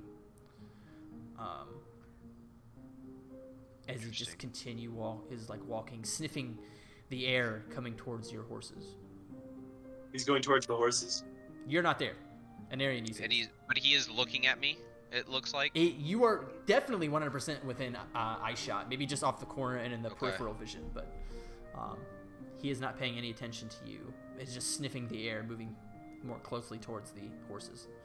I've got my hand on my sword. I'm prepared to, but I kind of lean towards the door a little bit, and give a. I don't want to say I shout, but I kind of, just in my normal voice, say, "We've got company." And you see the ogre peering over, now I try looking to just directly hold at still. you, Uh-oh. looking around as you see deep gray eyes. Did the other sniffing- 2 hear me? Yeah, they heard you. Orosi starts slapping on his shield, getting ready for combat. And as you peer out the doorway and the broken glass windows, you're able to see pretty well actually out into the street area. This large, probably 7 foot tall, ogre-like creature, fat and bluish green skin, wielding this large wooden club, walking about, sniffing the air. As soon as Anarian has made this noise, the ogre is now peering, looking directly at you, and through you to the people in the shop, but doesn't appear to be sort of taking any actions as he begins to sniff the air and then head like more closely to the horses. He's probably about God 30 damn feet it. away. After Orosi gets his shield on, he starts to peek out of the shop and kind of get an understanding of the situation. Okay. As soon as I see Arosi again, because I didn't like look in at them, I just kind of spoke into the doorway. Once I see Arosi, I just I look him like dead in the eye and just mouth the words ogre. And Orosi just peeks his head out of the doorway further, gets a gander at this ogre. Yeah, the ogre is now like making his way towards. He's probably about 15 feet from the horses now, getting closer and closer to the horses. Orosi immediately starts charging out to stop the ogre in his tracks, Okay. As you spear in hand. as you As Iljor's looking out the door. Yeah, as you begin to run as fast as you can, the ogre kind of slumbering more towards the horses, sniffing the air, the thumping of your feet kind of catching his attention for but a moment as he turns, looking not at you but away from you. Go ahead blind? and are you making an attack? Yes, I'm gonna make an attack. Okay, go ahead. Oh no. This poor blind ogre.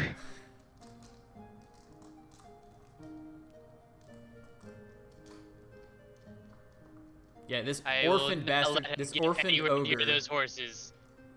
This- And do I make it an advantage or just normal? Advantage. Oh, What the fuck? Oh yes! Ryan, you gotta give him God. something. You have to give him something special for that. Well, it's still just a nat 20. Go ahead and roll, double your dice. Roll damage for the. Clip that. All right, I'm gonna roll damage twice then. Well, no, you should hit damage and or- it say crit. Oh, hit critical hit. Yeah. Okay then. Poor ogre, man. Go ahead and roll another d6 for your. I don't want to do like ones on crit rolls. Seems kind of crazy. That's another one. Should I roll again? Yeah, roll again. Okay, There it fuck. is. There we go. Lucky crap. So 8. There's no way that's 8 damage, really? Oh, plus- let's see here. I guess you did roll pretty low. 8. Yeah, I 8 did roll damage. pretty You low. rolled a 3 and a 2. Yeah. My strength is a +3. And then I rolled a 3 and a 2, so that's 5 from the rolls. And are we? Plus So 8. Yeah. Okay. unless you double modifier too. Yeah, unless we're doubling modifiers, which then it should be 11. 11. I think rules as written in 5e is just double the dice, right? Yeah, I think so. Okay, we'll do double dice for now, and then I'll see about Yeah, we'll do changing. double dice. So 8 damage as you come and you, with your spear, right? Yes. As you run towards this ogre, the ogre kind of just turns his fat belly towards you as you sink the spear into his abdomen, kind of like piercing through his left side, coming at the end. The skin texture is very rough, very hard to pierce, but you're able to do it.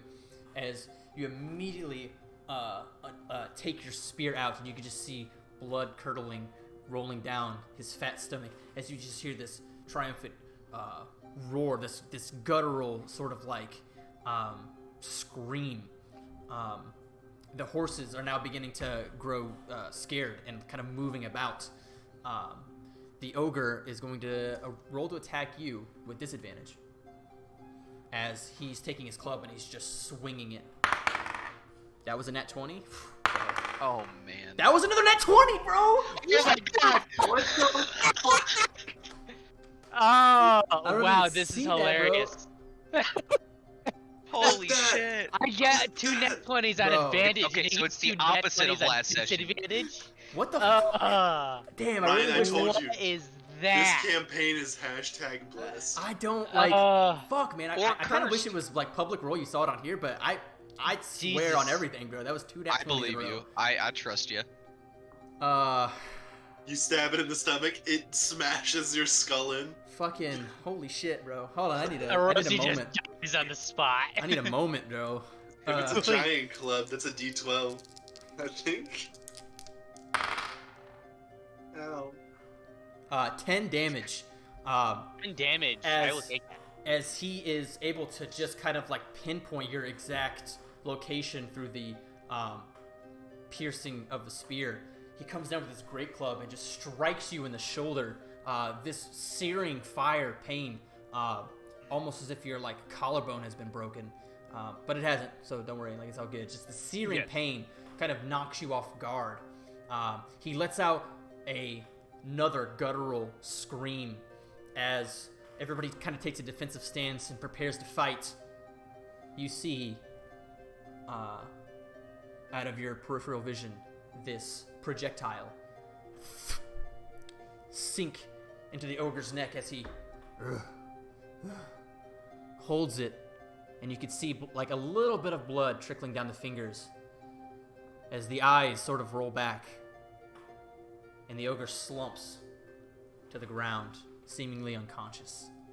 Peering. At that point, I draw my sword and kind of look in the direction of where that arrow came from.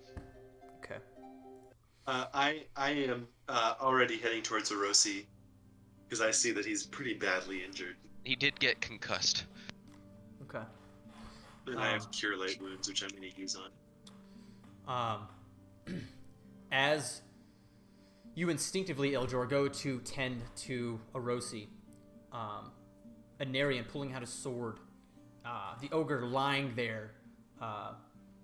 Upon further inspection, you see the liftedness of the chest slowly go in and out. So he appears to be alive, however unconscious, as everybody kind of studies where the projectile came from.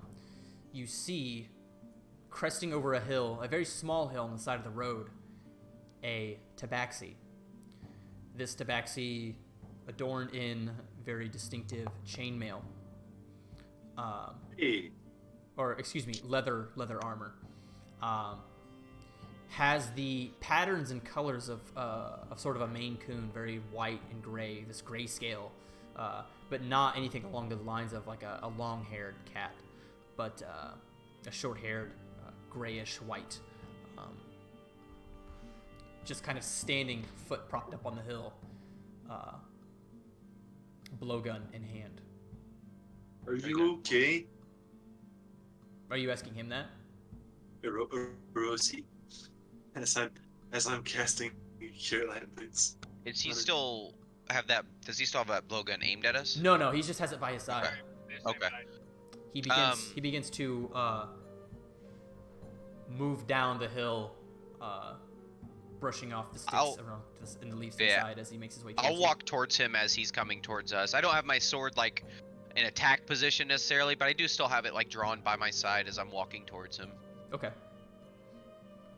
And you're just making your way to each other. Do you say anything to him before you guys? No, not until we're like close to each other necessarily.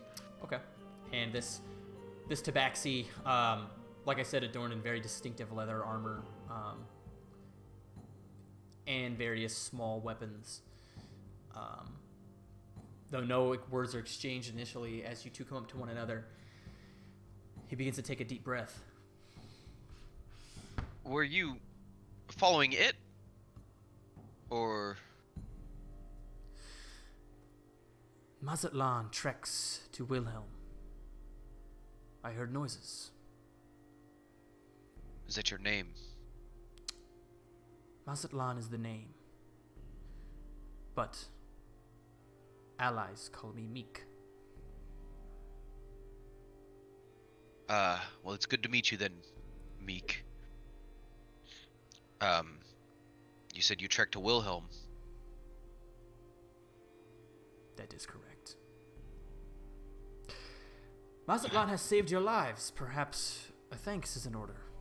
I do appreciate your intervention. Wouldn't say that you saved our lives. We probably could have handled it, but it is appreciated either way. The blind ogres took over these parts long ago and ran the locals to neighboring villages. Meek does not know if anybody shall ever return. Is that why this place is abandoned? Long abandoned. Well, Okay. let's go make sure my friends are okay. One of them took a hit. You're welcome to follow. As he exchanges no words past that, he just continues you Okay. as you... Yeah, I just turn and at that point and walk towards Orosi, make sure he's good. Blow dart to the back of the head, unconscious, instantly dead. I'll quit bothering you now. Love you. Love you. Bye. Anyway, How wholesome, how Rosie's- wholesome. Orosi is rolling his shoulder just a little bit, trying to feel out the wallop he just received. He's also fully healed. Fully healed. Amazing. It still hurts. Still hurts. It doesn't. It hurts my feelings. As you guys tend to Orosi, Mazatlan speaks once more. Your friend seems healthy enough. Yes. This he ogre seems shall well, wake that- within mere minutes. I do suppose we leave quickly. I mean, should we Agreed. really leave it be? In that case, if it's been causing all this havoc, shouldn't we put it down? That's not something I ever expected to hear from a druid. It's best to dispatch this thing. I mean, it's disrupting the natural order. I mean, the people were here, they probably by no fault of their own were attacked and driven from their homes. What's The he blind here for? ogres are the natural now. We must leave him be. There are others that could come. I suppose so. You can join us on our cart if you'd like. He is. He told me he's on his way to Wilhelm as well. Oh, what a That coincidence. he is. I gotta dip for like a half a second here. I'll be back in just a moment. Okay. One miss it. Oh, well, he's already late. I only Let's wish go. to seek travels to Wilhelm, and then there he shall depart ways. Okay. Come on, Rosie. I'll help him stand up and let's head towards the cart. And very elegantly, you see Mazatlan Go. very get into the cart, very eloquently, like a cat, kind of helping Arosi as well. As Iljor takes the reins, and if nobody wishes to do anything else, continue on the journey to Wilhelm. Yeah. I'd say we continue. Mazatlan does not speak. I don't push him. I get it. He does not speak unless spoken to. However, the journey to Wilhelm is only but a couple hours away, as it is looking to be around 1 o'clock, or sorry, noon. It hasn't been that long since you guys have awoken and came to this abandoned town and had your encounter. The next 2 hours pass by fairly quietly, as nothing but the singing of birds and the occasional pitter-patter of animals throughout the forest meet your ear. Iljor's just kind of humming to himself. Okay. Mhm. For the most part, as you guys come to a clearing, you are met with the village of Wilhelm, as the clouds have now become a little bit more overcast. Go ahead and take everybody to the scene. I gotta let my dog out, but I'll Alright. have my headset on, so I'll still be able to talk. Okay.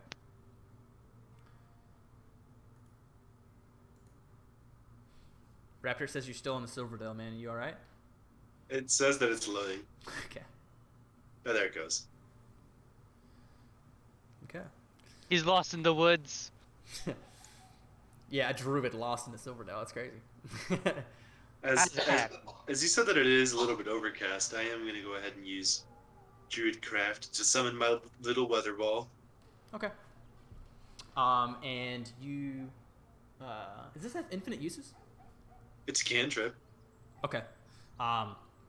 As the forecast for the next 24 hours is a light drizzle. It is fairly cold, actually, even before the overcast was present. But nonetheless, kind of through the drizzle, you can see Mazatlan kind of moving a little bit more than usual, as if he's uncomfortable with the rain. You guys wind down a path to. I toss my hood up as it starts to pour. I guess I probably already had it on because it's raining, or because it's outside. Never mind. Yeah, I just fully assume that you always have your hood on unless you say that you take it off. Yep. Especially in the sunlight. Yeah. But yeah, you guys wind down a path and come upon very small gates, as the gate to the town is open. But the townsfolk, even though it is overcast and sort of dreary, there are people moving about smiling faces, laughing here and there, the occasional house cat kind of walking along the gutters, and dogs barking in the distance. Appears to be pretty lively and of human / dwarvish origin. Or not origin, but, population. Oh, yeah. So, Meek, is there anywhere that you want us to take you in specific? I don't think so. Meek shall rest here, as he, before you guys can even step the cart, just kind of hops out, and through no appearance of sort of a destabilization, he just lands both feet, and This goes. Yep. All right. Meek thanks you Okay. for the travels. No We problem. thank you for the company. As he Thanks for the save out there. Have a good time. Drifts in between the village people. His presence leaves you as you find a decent spot to saddle up the horses, not too far into the city. What would you like to do? Well, What time is it? What time of day? It's probably like around 2, Okay. early afternoon. Well, do we rest here or do we push through? it's pretty early. We should probably, I don't know, grab some lunch at least or something. Could eat. Have a drink, and then maybe we can get on our way. Is there like any type of like a guild, like a guild or anything in this world, right? What do you mean guild? I'm not Like sure. like an adventurers guild, like anything like that. Not present in this town. Okay. You could probably find work like that in a major city or like a capital city, a city. Wilhelm is just kind of like a small establishment settled by humans.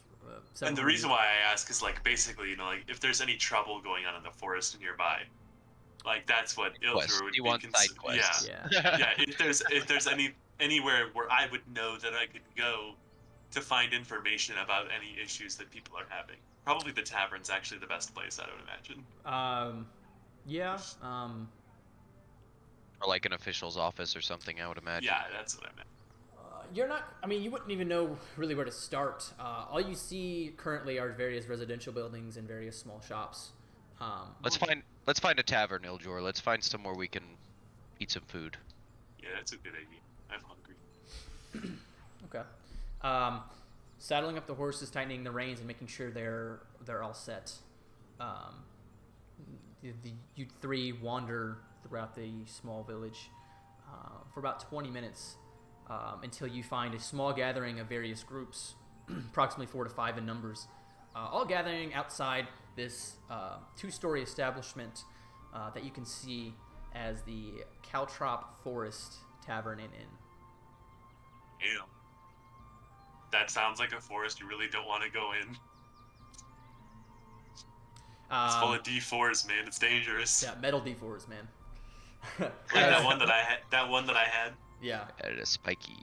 I have that. Wait. I actually have it. Anyways, the building and much of the architecture in this small village is dwarvish and built. Oh my god. Just watching Rap run away.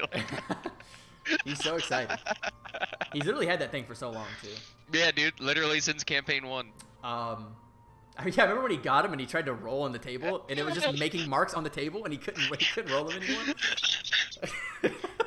He's like, you got these metal dice, pay like $20. He's like, can't even fucking roll it, man. Oh fuck. Especially that one. Yeah. Yeah, he would literally roll it and it would not even roll, it would just land. It just slap.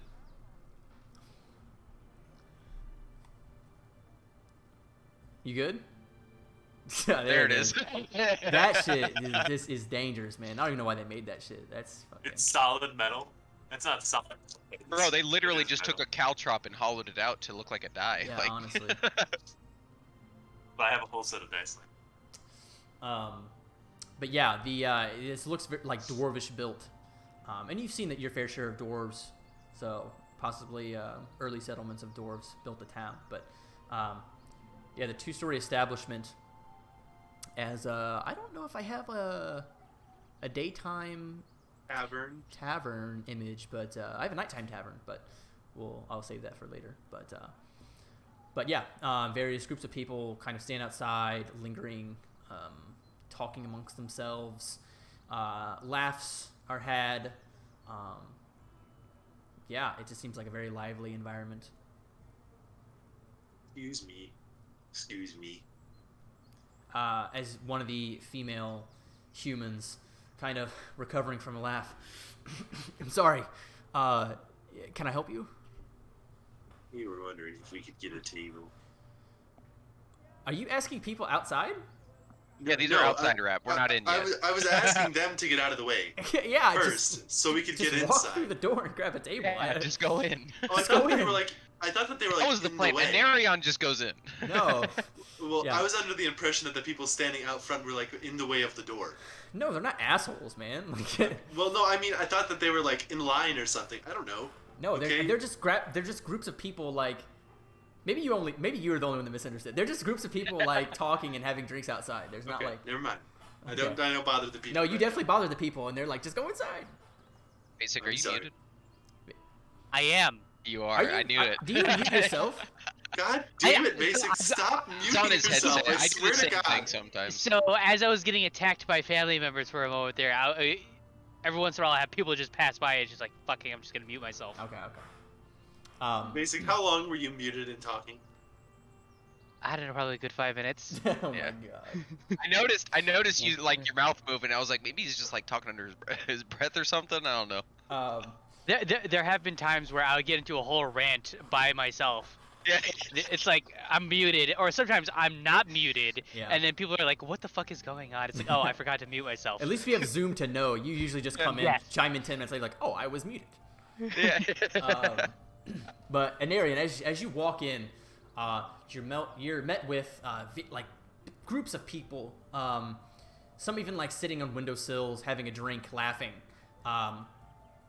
The barkeep behind the counter appears to be a halfling male, blonde hair.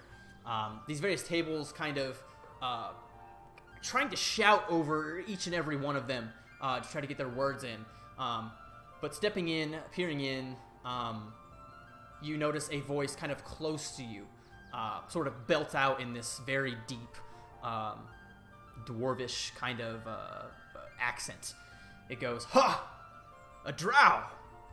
Pay up!" As he looks to his friend, and his friend's just counting gold out. And he looks to his friend, and he looks at you, Anarian, as you walk in. A drow. I had a bet with a friend here that the next body that squirms through their door will be most definitely a dwarf. As you see this Sorry to disappoint. this visual disappointment, as this sort of betting game amongst them is going on, as you kind of just Just imagining like double or nothing, and then I walk through the door. yeah, it's Yeah. The next guy to walk through that door. And a nature man come Yeah. through. as a small exchange is had between the two as they're counting out gold. I do say that as he says it to me. I say, sorry to disappoint, you know. And you just as you continue to walk by. I just continue. I don't break my stride by any means. I just give him that quick. Okay, and Arose has a chuckle. Arosi, I'm guessing you're the next one in because Iljor is like talking with random common folk outside. Yeah. Yeah. Telling him to get out of the way. Sorry. Arosi, as you walk in, you look at the human next to the dwarf, and you just see him go, "God damn it!" As you see him again with the same gold move to the dwarf on the table, and the dwarf just lets out a very deep sort of chuckle as they. Do I hear that? Do I hear him yell that as well? Yes, absolutely. I kind of shout out back to him. The next one's a furbolg, I promise you. And then you hear you see them both go. They almost like with a sense of unsureness would normally say bullshit, but a drow and a dragonborn just walked in, so now all bets are off. Probably have to like bend over a little bit to get through the door. As Iljor, as you're kind of met with this, just like walk in from this lady. Sorry. You notice one of the humans from the gathering outside walk in, and you hear the dwarf go, "That motherfucker," as he walks over to Anarian. What the hell, man? Look, you trusted me. As this visual kind of frustration, almost wanting to fight, but kind of This putting it dude's to a paying side. for drinks. Yeah. Okay, putting it to the the next side one. as The next human. one, I swear to you. I'm no longer Double or trusting nothing. you. All right. As Bet him. before the next How bet, about, wait. What if I were to bet you that the next one would be a Furbolg? no offense, Would you take me up on that? I do not bet with strangers, especially those that Oh. have tricks up their sleeve like yourself. I didn't have any tricks up my sleeve. It was a guess. See him just wave his hand and go back to the human.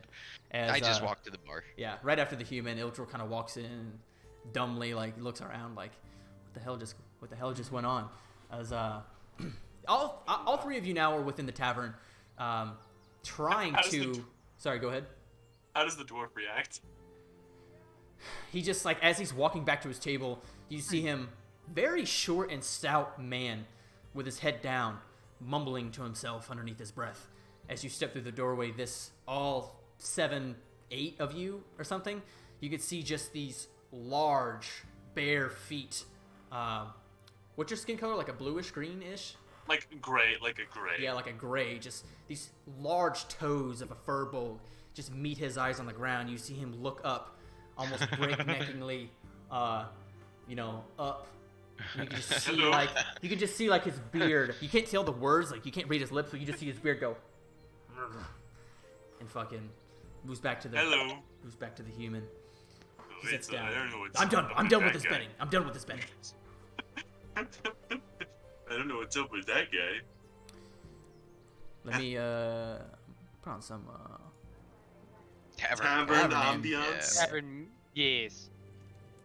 Do So I you're- see I gotta check Hiroshi and Anarian? yes. If I make it to the bar first, I just if there's a bartender that's ready there, I just tell him I want food and drink for 3. Okay. The halfling male individual, blonde hair, kind of rushing around to try to take everybody's order as this is a very hectic environment. Yes. What can I get you? I'm sorry, I need to hurry. You're fine. Just food and drink for 3, please. Food and drink, absolutely. Is fries okay? Just the regular. Whatever you have, it doesn't matter. Okay. We're running a special tonight on a certain brew. Various people. Sounds great. Well, there's a catch. You see, as he kind of you could see as you're kind of lingering over the bar as he's stepping out some sort of box. He's a very small halfling. He says, "Well, you see, there's a catch. It's a Dragon's Breath brew. I'm not sure if you've heard of it before. I could give you a quick rundown. But the pot is currently at 40 gold if you wish to try to take the shot." What do you mean the pot is at 40 gold? Oh, I'm assuming you're not from around here. I'm not. Dragon's Breath. It's a very obscure and rare brew. The entire stein would cost you normally 10 gold.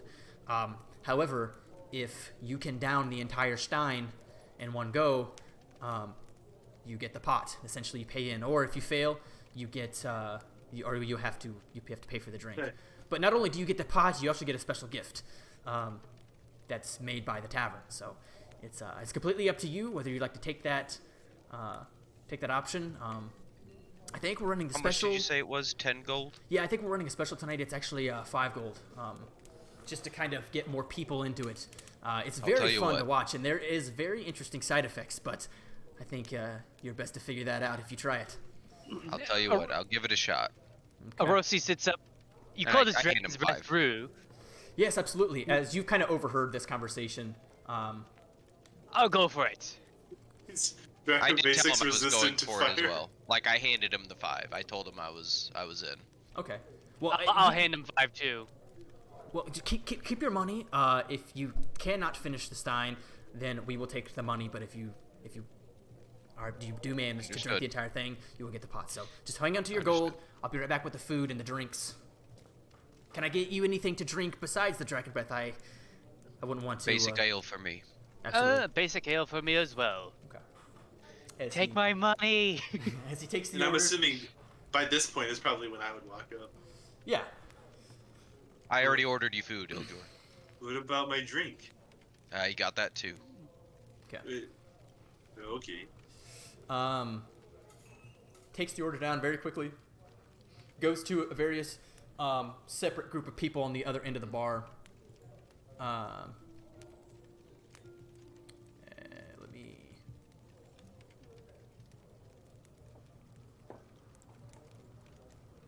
I need to get a more packed tavern soundscape, but this is good enough.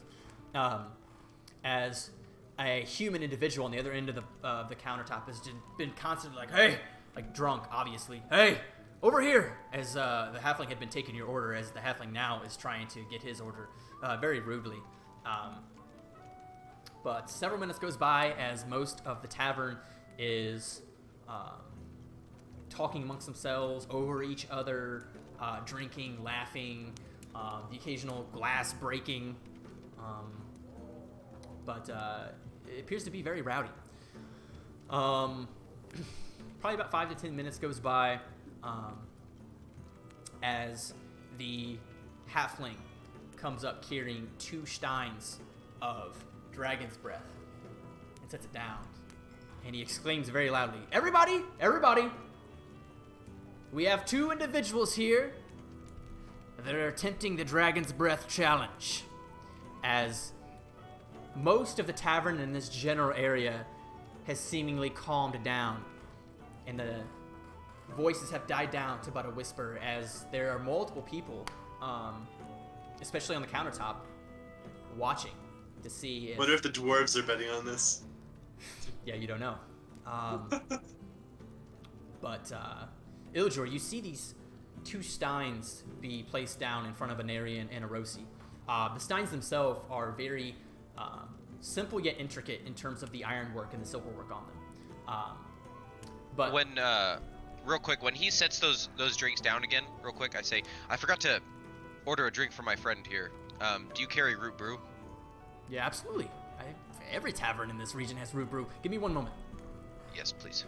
As he fills up a stein down below very quickly, sets it on the table for you, Iljor. But yeah, I would like, if you two would like to preferably Absolutely. try one by one, because this is gonna be an interesting challenge. I just instantly, like, I'm going for it as soon as like I have the opportunity, since I got up here first, I guess. Okay. As various people are kind of standing around, you take the first sip and try to down this dragon's breath, as the aroma of like a very aged, spicy sort of cinnamony ale fills your Fire nostrils. whiskey. The thickness of like something like Guinness. Rye whiskey. As it flows down your throat, I need you to make a Constitution saving throw. Yeah, there it is. It's How do poisoned. Oh, saving throw, there we go. Attributes. Okay, yeah, I got it. Take 5 con damage. There Oh, it is. hey! I will good. count that as 2 successes. Yeah. And As you go ahead and continue to down it, you get to the middle part of it, and you immediately, I guess, through the midway, your throat is burning. Though it is very thick in nature, your stomach acid almost starts to boil, it feels like, as you get down to the very bottom of the ale. Anybody got some Tums? As you take a deep breath after finishing, you place the stein down. Take a deep breath. Your throat burning, this sort of guttural bubbling in your stomach, as you do not feel very well, and you Oh, feel I'm sure. the intoxication of this drink. It's very strong, begin to sort of curdle in your stomach. So, As Orosi's watching his man next to him go for the before him, Orosi just takes a big whiff. Oh, those elders said the clan would have been jealous of this, and he goes for it. Yeah. And as everybody's kind of like peering around, they didn't really expect anybody to drink it that quickly and that well. As you set the stein down, Anarian, Orosi, taking one big Gulp. sniff. I don't I was know, gonna say starts like a wafting it, sniffs it, and then begins to down it. Everybody else seemingly has much more faith in these two people as you just hear drink, drink, drink, drink, drink, and as the entire crowd begins to overwhelm the rest of the very small Noise. conversations. Rosie, go ahead and make a Constitution saving throw. I will, sir. Hashtag blessed. The nat 20s this game have been insane. It's like That's it's 5 so far. Yeah. And how many nat ones have we had? Like none. None. That was 6 the What? last game. Yeah. I'm assuming it's normal. I do have fire resistance, but I don't think that makes No, a difference. it's just a regular Constitution saving throw. Almost Alright, a nat 16 one. total. Yeah. As you get towards the that is a 16. Okay.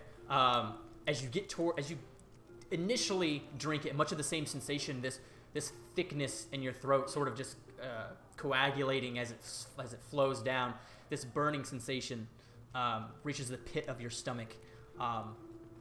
As your stomach acid just feels like it's boiling. Go ahead, as you get to the middle part, go ahead and make another Constitution saving throw.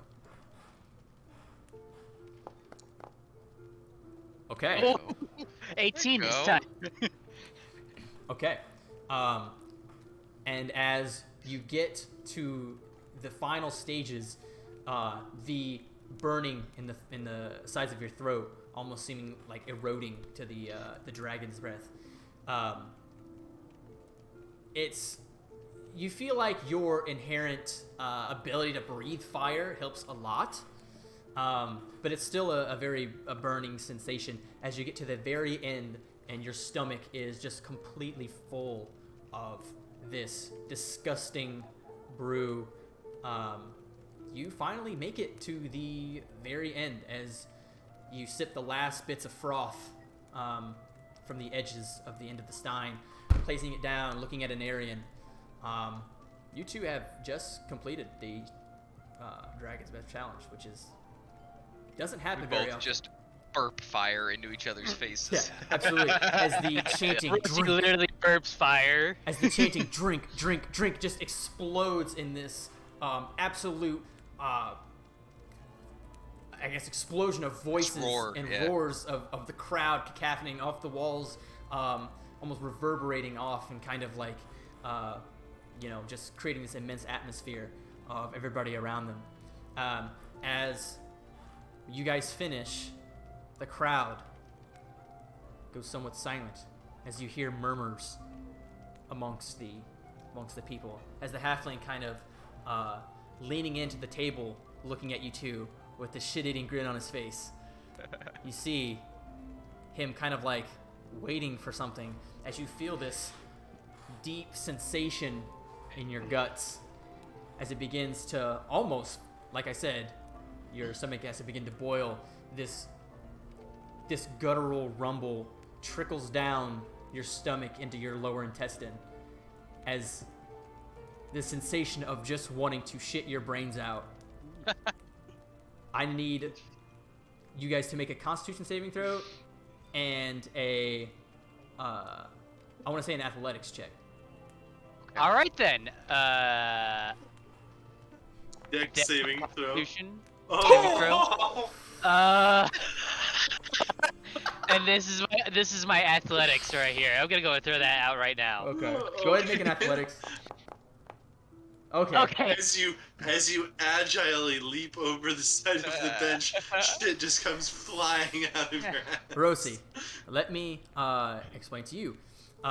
As you both feel the sensation of needing to go number 2 as soon as possible. You look around, the faces all staring at you with like this like knowing what's going to happen as you just immediately not even really sure where to go. You just need to get outside as you two look behind you and brush past, kind of pushing people to the side, just trying to get outside.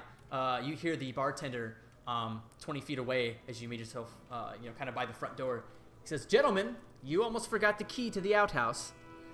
Would anybody like to go back? Or I'm gonna throw it to them. I'm gonna grab it out of his hand and try to chuck it to them. okay, you chuck it and Arosi grabs it as he is able to run out. I'm surprised he didn't make me do a dex check for that. No, you're good. You're good. As Arosi grabs it, rushes outside, and you see the outhouse, Arosi, kind of standing there. As you rush to it, you get inside and you close the door. Anarian, you are left with two options. And I think you know what they are. Backside of the outhouse. You need to come up with a decision quickly. I'm going to the backside of the outhouse. Okay, as you rush around, you try to take your armor off as quickly as possible. And It's just leather. It can't be too hard. yeah, as you both begin to relieve yourself of this immense, overwhelmingly bodily sensation of what this brew has done to you. It is extremely violent. Was it? You said No, X-Lax ale with fucking cinnamon. Yes, as you two spend the better part of 10 to 15 minutes relieving yourselves as best as you can. The occasional person kind of stopping by Anarian as you kind of like wave them off. You try to like maneuver turtly with, I don't even care. I am hood down, like Okay. just looking Not at the showing ground, your- like I don't care. not showing your face. So As- what did they drink? As the halfling inside kind of looks to you, Iljor. You might want to go check on your friends, as now the tavern is just bursting out laughing. As soon as you guys had left, the entire tavern is absolutely just belly laughing. Even the dwarves and the humans just seemingly forgot about all bets. And then slowly, everybody starts to kind of conjure back into their groups, Oh, drinking and talking and eating. I don't trust myself enough to drink what they drink. But I'll take that root brew if you got it. I'm sure they'll be fine. Yeah, no, absolutely. You get the root brew stein in front of you. He comes out very shortly with the food, and it's just basically like a small platter of like fries and chicken. I'm gonna start eating while I'm waiting for the. Yeah, you're food actually to come. full. 15 to 20 minutes later, however, this sensation still sticks with you too, as you come out of the outhouse and Anarian kind of clean up. Back. Yeah, as best your abilities, kind of taking advantage of the wildlife, if you know what I mean. Yeah. As you recuperate your mental power. Just gave the outhouse a new coat of paint. Yeah. All right. But yeah, you two are standing outside, seemingly overcome. You overcame your affliction, I guess. I slap my hand on like Arosi's left shoulder, and I just look at the ground and shake my head. Oh. I've never felt fire coming through my ass like that. Always See, I from thought you'd be front, used to it, but but, Yeah, he's felt fire come out his mouth, but not the other end. You now know. as we meander our way in. Yep, and everybody, the people at the front just kind of like almost grow silent as the rest of the tavern is talking amongst themselves. One of the humans comes over and, you all right? You look like you went through something. As this shit-eating grin of a human, just kind of like genuinely asking like how you are. Are you all right? for RP purposes, I'm gonna expend my breath weapon and just kind of let out a little burp of flames. Quite all right. As you see this little burst of flame puff up and smoke billowing to the top. I just say, right after he does, he lets out this little burp. I just say, I feel like we just won the pot. As you walk up to the halfling on the countertop. Gentlemen, congratulations. I know you two are acquaintances at least. It is up to you whether you would like to split the pot. But 50-50? technically, I the mean, drow gentleman finished first. He gets the pot. And the dragonborn individual, your drink is free. So the 5 gold can go to you, but it's up to you whether you would like to split. I'm just going to hand the 40 gold to the drow here, and the 5 gold. Or you will like the drink is free for you. So he I hands the do 40 gold to split him. it 50-50. Okay. I just, I dump 20 into my coin purse, and then I just hand the rest of the sack to him. Okay. And you see the which would halfling. be 20. Oh, and I almost forgot your special gift. As he reaches down, The roll of toilet paper. no, he's I could have used this. he's rummaging beneath a counter. He's like kind of like making small noises. He looks up. What size would you happen to be? For A shirt. It's a t-shirt. It's a t-shirt. I'd say I'm a 180. I'd say medium. Okay. And you, sir? Did you talking oh, about tall. large. 6'8". Got it. Large. Okay. As he takes the 2 black, like seemingly t-shirts, and sets I them love it. on the countertop. Curiously enough, you two take the shirts simultaneously, begin to unravel, and look upon the disgustingly ugly shirt that this inn and tavern offers upon finishing this challenge. What does it say on it? I will go ahead. I've already made it, dude. Hold on. Oh, I've made it, boy. Add it to I your swear to add it God, to our I will make inventories. this an actual shirt. I'm gonna wear I it. know. I over made my it on custom shirt. ink. I made it on custom ink. That's what I'm saying. I I'll did buy it. it. Like I did it at like 2 a.m. I got on. I was like, I gotta make this shirt, bro. I got on at 2 a.m. Went on Foundry. I made it on custom ink, and I imported it. Hold on. I love it. Let me make everybody observer. I'm going to, before anybody does anything, I'm going to make it visible to the entire party.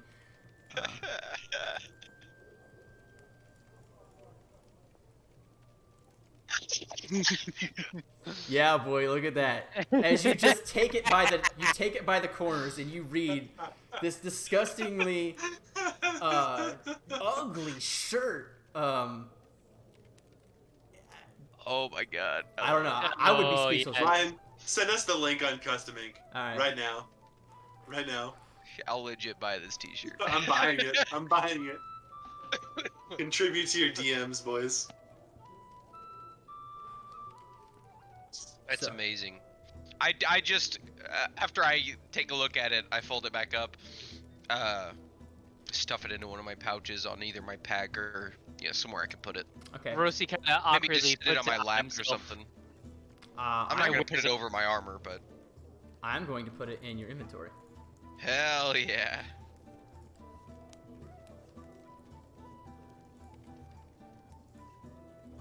Bro, I tell you, give me 2 days to write a session, I'm gonna come up with some dumb shit, dude. I was like, I love it. I was outside of the cafe downtown. I was like outside. I was like writing. I'm like, oh, this is some good shit. This is good shit. Like, this is gonna be amazing. Just the dumb. Like, I thought about it. I was like, oh my God, I'm gonna make a shirt and it's gonna look ugly as fuck. I'm like, I already had the idea in mind. I was like, this is I gotta love it. This is the happen. best shirt I've ever seen. Yeah, I was really hoping you guys like were able to down it, cause damn, I wanted to reveal that shirt so bad. Yeah. It should be in your guys' inventories now under loot. Yeah, it is. I see it. But yeah, the Dragon's Breath has lined your stomach pretty well, and you're not as hungry as you were initially. So you're able to kind of down some fries to kind of alleviate the sensation, but you're by no means hungry anymore. Probably eat like half my food or something. Okay. Buff gained, empty bowels. +5 move speed for the next 12 hours. That'd be awesome. Random ass fucking status effects. I'll say, actually, I was gonna say like a disadvantage to any sort of dexterity check for a day. I succeeded. Yeah. Well, I mean, still, even with ingesting it, It's still in there. Some effects be avoided, especially after ingestion. yeah, we'll see. We'll see. I'll rule it as a disadvantage on dexterity checks for the next 24 hours. That's so. cool with me. Not. After consuming this, it's recommended to contact your primary care provider to Yeah, be seen. If the A effects of label on the side Dragon of the Brew taker. last longer than 4 hours, please consult your physician. So, picking about your, It's a shame, guys. This chicken's really good. as this chicken does not look appetizing to either of you. Yeah, probably And, just Shirt nipper. fries and hand, a couple bites, maybe one or Yes. 2 bites of the chicken. A couple bites of chicken, yeah. Call it good. Okay. Oh, I think we lost Cody. There he goes. I'm gonna quit the stream then, so I don't. Yeah. I think he just wanted to see that moment because I told him and Eli about it. Oh yeah. Yeah. I showed him at like 2 o'clock last night. Because I was up adding it to Foundry. I was like, dude, you gotta see Yeah, this yeah. shit. I almost like I was like, this is so dumb. It's great. Yeah, I love it. Ryan, I swear to God, I want you to link that. No, custom ink. I was like, I told him, I was like, I'd buy this shirt too. Like, I will absolutely buy your I shirt. told him if they down it and it becomes a memorable encounter, like I would literally like order the shirt. But Yes. I'm guessing you guys are buying a room for the night. I mean, it is kind of early in the afternoon, sort of like 2 or 3. Well, But I think we We need to were gonna discuss- sleep it off. but I think after this encounter, it might be necessary to have a room for the evening. You guys want to sleep it off? You seem a little bit out of it. I gotta be honest. Well, I'll survive either way, but if you two want to stay here, I won't necessarily say no. I think we'll take refuge here for the night. okay. If there's nothing else that you three would like to do for the rest of the day, You get a free room. Along with your t-shirt. rooms are a gold apiece for like a nice room. I'll pay for all 3 of us. Okay. Because I think Nick paid for the food. Yeah, how much was the food? Because I did order food for all 3 of us. it's also a gold piece per Each. per Okay. thing. That's fine. I will. At least you guys didn't have to pay the 10 GP each for your fire brew. That's true. Well, it would have been 5. Oh, how much is the root brew? Because that's different. I think I Yeah, figured or it was did just you- a meal. Yeah, that's like it's a few silver. But don't worry about it. If you don't want to get into like silver, I'm not really worried about it. I've got 6 silver on me right now. I've already broken down, so I'll just take it away for our drinks. Okay. So you it's got like 3 it's- silver. So yeah, 3 silver. Yeah. But you guys take refuge in one of the inns, or sorry, one of the rooms for the night. Kind of taking in the rest of your journey that you're probably. I'll have to look how far you are from Duluth, but resting for the night. And yeah, I'm going to kind of. If anybody else has any objections, fast forward the day. Yeah. Sleep comes. Nothing really I'm interesting. gonna just hang out down in the tavern while they're sleeping. Okay. Nothing really interesting comes to light. Anarian, you don't have any more of your nightmares. Good. Thank you. Arosi doesn't appear to. Go ahead. There's no stars to look up at the moment. Yeah, there's some modicum of light pollution here. Either way, on this dark night, you guys find sleep. Any interesting people come into the tavern while I'm hanging out? Because I'm sitting at a table by myself. I mean, if there's anybody else that comes in alone, if Yeah. they don't really seem to be, I'll invite them to sit with me if they don't have anyone else to sit with. Yeah. No. And actually, I mean, it's really hard to find a table to yourself as the liveliness. Well, of I'm the sitting at tavern. I never left. Like I Yeah, never but went upstairs. Is what I Oh, mean. we were at the bar though. We Yes, just you set were up at the at the bar. bar. Oh. Yes. Okay. No. But yeah, no interesting people of sorts, just various dwarves, halflings, humans. Definitely no exotic races such as yourself. But yeah, the night passes fairly Have a calmly. little bit of a nightcap and then I'll head up to my room. Yeah. As like I said, sleep finds everybody fairly quickly, and it's a very calm and peaceful night.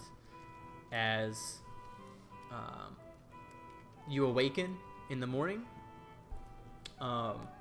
tending to your items and recovering. Is there anything that you three wish to do in the early morning hours of today? No, I mean, I get my equipment on. I put that t-shirt on under my armor, and then I put my leather armor on. Nice. I'm gonna remember that. I'm gonna take note. Alright, alright. I'm gonna do the same. I'm gonna put the t-shirt on under my armor. Okay, perfect. Ryan, I wish we had a name for this campaign, because then you could make it a double-sided T-shirt and then have like the dragons breathing on the front. Oh no, and then this on is the back. Oh like, no. This is official Caltrop Forest merch, dude. Then it has to have like on the back, like it's this Caltrop Forest, whatever, Boomcrest. On the tag, on the tag. on the back of the shirt. I'll be down for a double-sided shirt, Ryan. If you make the design, I'll fork out the cash. But yeah, so if there's nothing else you wish to do in the morning, I think we kind of fast forward to you guys tending to your horses and eventually setting off to Duluth. Indeed. If everybody Absolutely. agrees with that. Yeah. Okay. Tending to the horses, feeding them breakfast for the morning, snacking on your rations. You saddle up the horses, gather your belongings. The horse and carriage overnight doesn't seem to be touched. The horses are fairly healthy. And so, without further ado, you guys venture off out of Wilhelm to Duluth. And that is where we will end session for tonight. And then we'll pick up next session of you three arriving in Duluth. Okay. So, yeah, that was Hell fun. yeah. All right. Definitely.